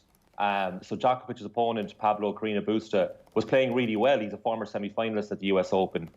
It was 4-all, but Djokovic got the 5-4 up on his serve and then had 3 set points in a row on Carreño Busta's serve. And he lost all 3. And on the third one he lost, Djokovic, he smacked the ball against the sideboard in frustration. But he was given no warning, so he played on. Then at love 30 down on his serve at 5-all, he went down with a shoulder injury and he got treatment on that, which obviously aggravated him a bit. And then 2 points later, when he lost his serve and Carreño Busta went 5-6 ahead, courtesy of a passing shot against Djokovic, Djokovic smacked the ball away in anger and hit the lineswoman in the throat. And you could see there's an angle that you'll find on Twitter of Djokovic's reaction when the ball hits the lineswoman. It's, oh my God, what have I done? Yeah. Followed by, you're fine. Get up, you're fine. And lo and behold, we are going to have a first-time Grand Slam champion on the men's side because of what happened. Incredible. We need to remember one thing here, Colm. It was an accident. It was an accident. But do you know, when I saw it at first, do you know what came into my mind, bizarrely enough, was David Beckham's flick out against Diego Simeone at France 98, in that it was clearly wrong. And then you're thinking, when you saw it at first, I was like, oh, that's a bit soft, but it's wrong and it's not right to do. The only difference is Beckham meant to do it definitely against Simeone. Djokovic didn't. Yeah. But because he didn't, it doesn't matter. And intent is irrelevant in this case. They're the rules. Agreed. And in fact, intent is irrelevant for Novak Djokovic's whole summer. That's his theme of his summer. Yeah, I agree. So just the USTA statement says, in accordance with the Grand Slam rulebook, following his actions of intentionally hitting a ball dangerously or recklessly within the court, or hitting a ball with negligent disregard of the consequences, the US Open tournament referee defaulted Novak Djokovic. So you're right, it doesn't matter about the intent. So what I'm talking about here is this global backlash towards Novak Djokovic, who has been accused of going out of his way to injure a worker at the stadium last night, which is a terrible accusation. I feel that the backlash will be, there will be fuel poured on the fire of this backlash as well, as a result of Novak Djokovic being who he is, because he is an anti-vaxxer, because he's had a terrible time with coronavirus. This will all create this tone of, this is an amazing opportunity to pile on Novak Djokovic. I challenge you to think of a parallel universe here where Andy Murray or Rafa Nadal or Roger Federer has done such a thing. And would we see the same level of accusatory tones towards them? Probably not. Have either of you seen, Jerome, have either of you seen Nick Kyrgios's tweet since this happened? What did he say? He said, swap me for Joker's incident, accidentally hitting the ball kid in the throat. How many years would I be banned for? And he did a poll. Is it 5 years, 10 years, or 20 years? And 20 years is the winner with 52%. And at the time of speaking, it has over 160,000 votes. So the whole tennis world is out in force. Alexander Zverev, who now has a great chance to win his first ever Grand Slam, has come out and said, rules are rules. He has to go, because he's delighted that Djokovic is gone. Everybody is. Well, he deserves it. He deserves it, Owen. He deserves every single last thing that's coming his way, because he is the biggest asshole in world sport at the moment. He put the entire tour at risk. He's trying to steal money from the women. He's anti-vax, and he's promoting all sorts of rubbish on his own Instagram. So he deserves everything he gets. He walked into this. This is not somebody who is an innocent man. And the other thing is, just like 5 points previously, he'd smashed the ball into what could have been, what could have hit some of the cameramen. He had no wanton disregard for human life, is what I'm seeing here, Owen. Wanton disregard. Yeah. And he actually smashed him into the halfway system. The defense of him is, what would it be if it was Federer or whatever? Everybody would have said, I mean, Federer has hit somebody in the head with a ball before, I'm pretty sure. Hasn't he? And Andy Murray's hit a ball boy accidentally, and was kind. And we could believe that from the kindness of his heart, he cared about the impact of his actions. Djokovic doesn't give a crap. Well, there are previous examples. So Tim Henman did it. Tim Henman in the 90s in a doubles match at Wimbledon hit the ball away in anger and hit a ball girl's ear and was defaulted immediately. Yeah. Denis Shapovalov, who now Karina Busta will play in the quarterfinal, he earlier this year threw a racket at umpire in frustration, not on purpose, but it hit him. He was defaulted. David Nalbandian did it in the Queen's final a few years ago, hit a lines person in the shin with his racket in frustration. Didn't mean it. The only difference between all those three examples and Djokovic's example, and this is why he's most in trouble, is because all three of those players stuck around and apologised in person. Djokovic fled the scene and later on posted on social media to apologise. And he's in real trouble for that. There's a potential $20,000 fine for that. Well, I think I'm with you on one point here. It couldn't happen to a less nice person. And I mean, you're right. You're right. Karma is great and all that. And for that reason, that's great that this has happened to him. But like, this is a bit of a freak moment. This is like the Ryder Cup fan getting hit by Brooks Koepka's golf ball. Like, when there are balls flying around the place at an unbelievable high velocity, crazy things are going to happen. And I know in tennis there's a far greater chance of actually hitting somebody at that close proximity. But it was an accident at the start, and to say that he was going out to, I mean, that it was some sort of deliberate act from Novak Djokovic is ridiculous. And I think that the level of pile-on here is greater because he's not a very nice person. No, literally nobody is saying that he did it on purpose. Literally nobody is saying that he did it on purpose. What they're saying is that he had no care or regard for the position. He's a world-class athlete with some of the best reaction times and understanding of spatial awareness. He's in the middle of a tennis court. He knows there are people behind him, and he's taking the risk. That's kind of suggesting that there isn't danger. He doesn't care. He doesn't care. Intent or no, it's irrelevant. It's like he should have known better. And that's his job. You're saying as a result of not knowing better, he's going to pay the price. Out you go. Sling your hook. We've had enough of your type around here. Good luck. But you're saying that he's a world-class athlete. That, for me, you're basically alluding to the fact that he's in control. He kind of knows what he's doing. Like that's a fairly loaded thing to point out his skill level here. I don't think it is. Like, what relevance does that have? You're saying that, like, he's well in control to. Are you saying that because he's a world-class athlete, he's smashing the ball into that poor woman's throat? There was no smashing. I think what definitely didn't help Djokovic's case, and he was right to be defaulted, but what didn't help his case was the reaction of the lineswoman, because there was a guttural squeal when it contacted with her throat. Because I imagine the shock of it more than anything was what really did it. And actually also, what I've been seeing on Twitter, and I think it's grossly unfair, is that a lot of Djokovic defenders are pointing out the fact that, the lineswoman went down very easy and she made a meal of it, but she got hit in the throat. She's not Marcus Rashford. She wasn't expecting it. But so I do feel sorry for, I very, very much feel sorry for her in the whole situation. But the guttural scream was actually, it was quite uncomfortable to watch because she was obviously in a lot of distress. And then he kisses her with his I couldn't get over Djokovic's reaction to it. Djokovic's reaction, it came in two stages. Initial shock and then, please get up. A bit like Gaza's tackle in Italian 90. It was kind of, get up, please get up, please get up. But it was too late. And it was a 12-minute conversation happened with the tournament referee after that incident. Now, a lot of people were saying that Novak Djokovic was trying to negotiate his way out of what he had just done by saying, it was a complete accident, you saw her, she got up. But apparently, he was told immediately, you're out. But what they allowed him to do was process the decision. Now, that 12-minute conversation would not have happened if there was a crowd. Can you imagine if Arthur Ashe Stadium was packed? Can you imagine the boos? It would have been one of the greatest sporting moments ever. We've been denied. We have been denied that. Right. That is like, we will always regret that we were denied Djokovic being booed off Arthur Ashe Court. That would have been. I will say, anybody, like, there has, considering I put up that tweet yesterday, there has been a weird sense of Djokovic supporters kind of talking about the reaction, which is honestly the most ridiculous thing I've ever seen. Like, you try getting hit by a mid-speed Novak Djokovic shot to the neck, chances are you're going to be writhing in pain, is what I would say. Just because it's not a 200 miles per hour serve doesn't mean it's not going to do serious damage if it strikes you right in the throat.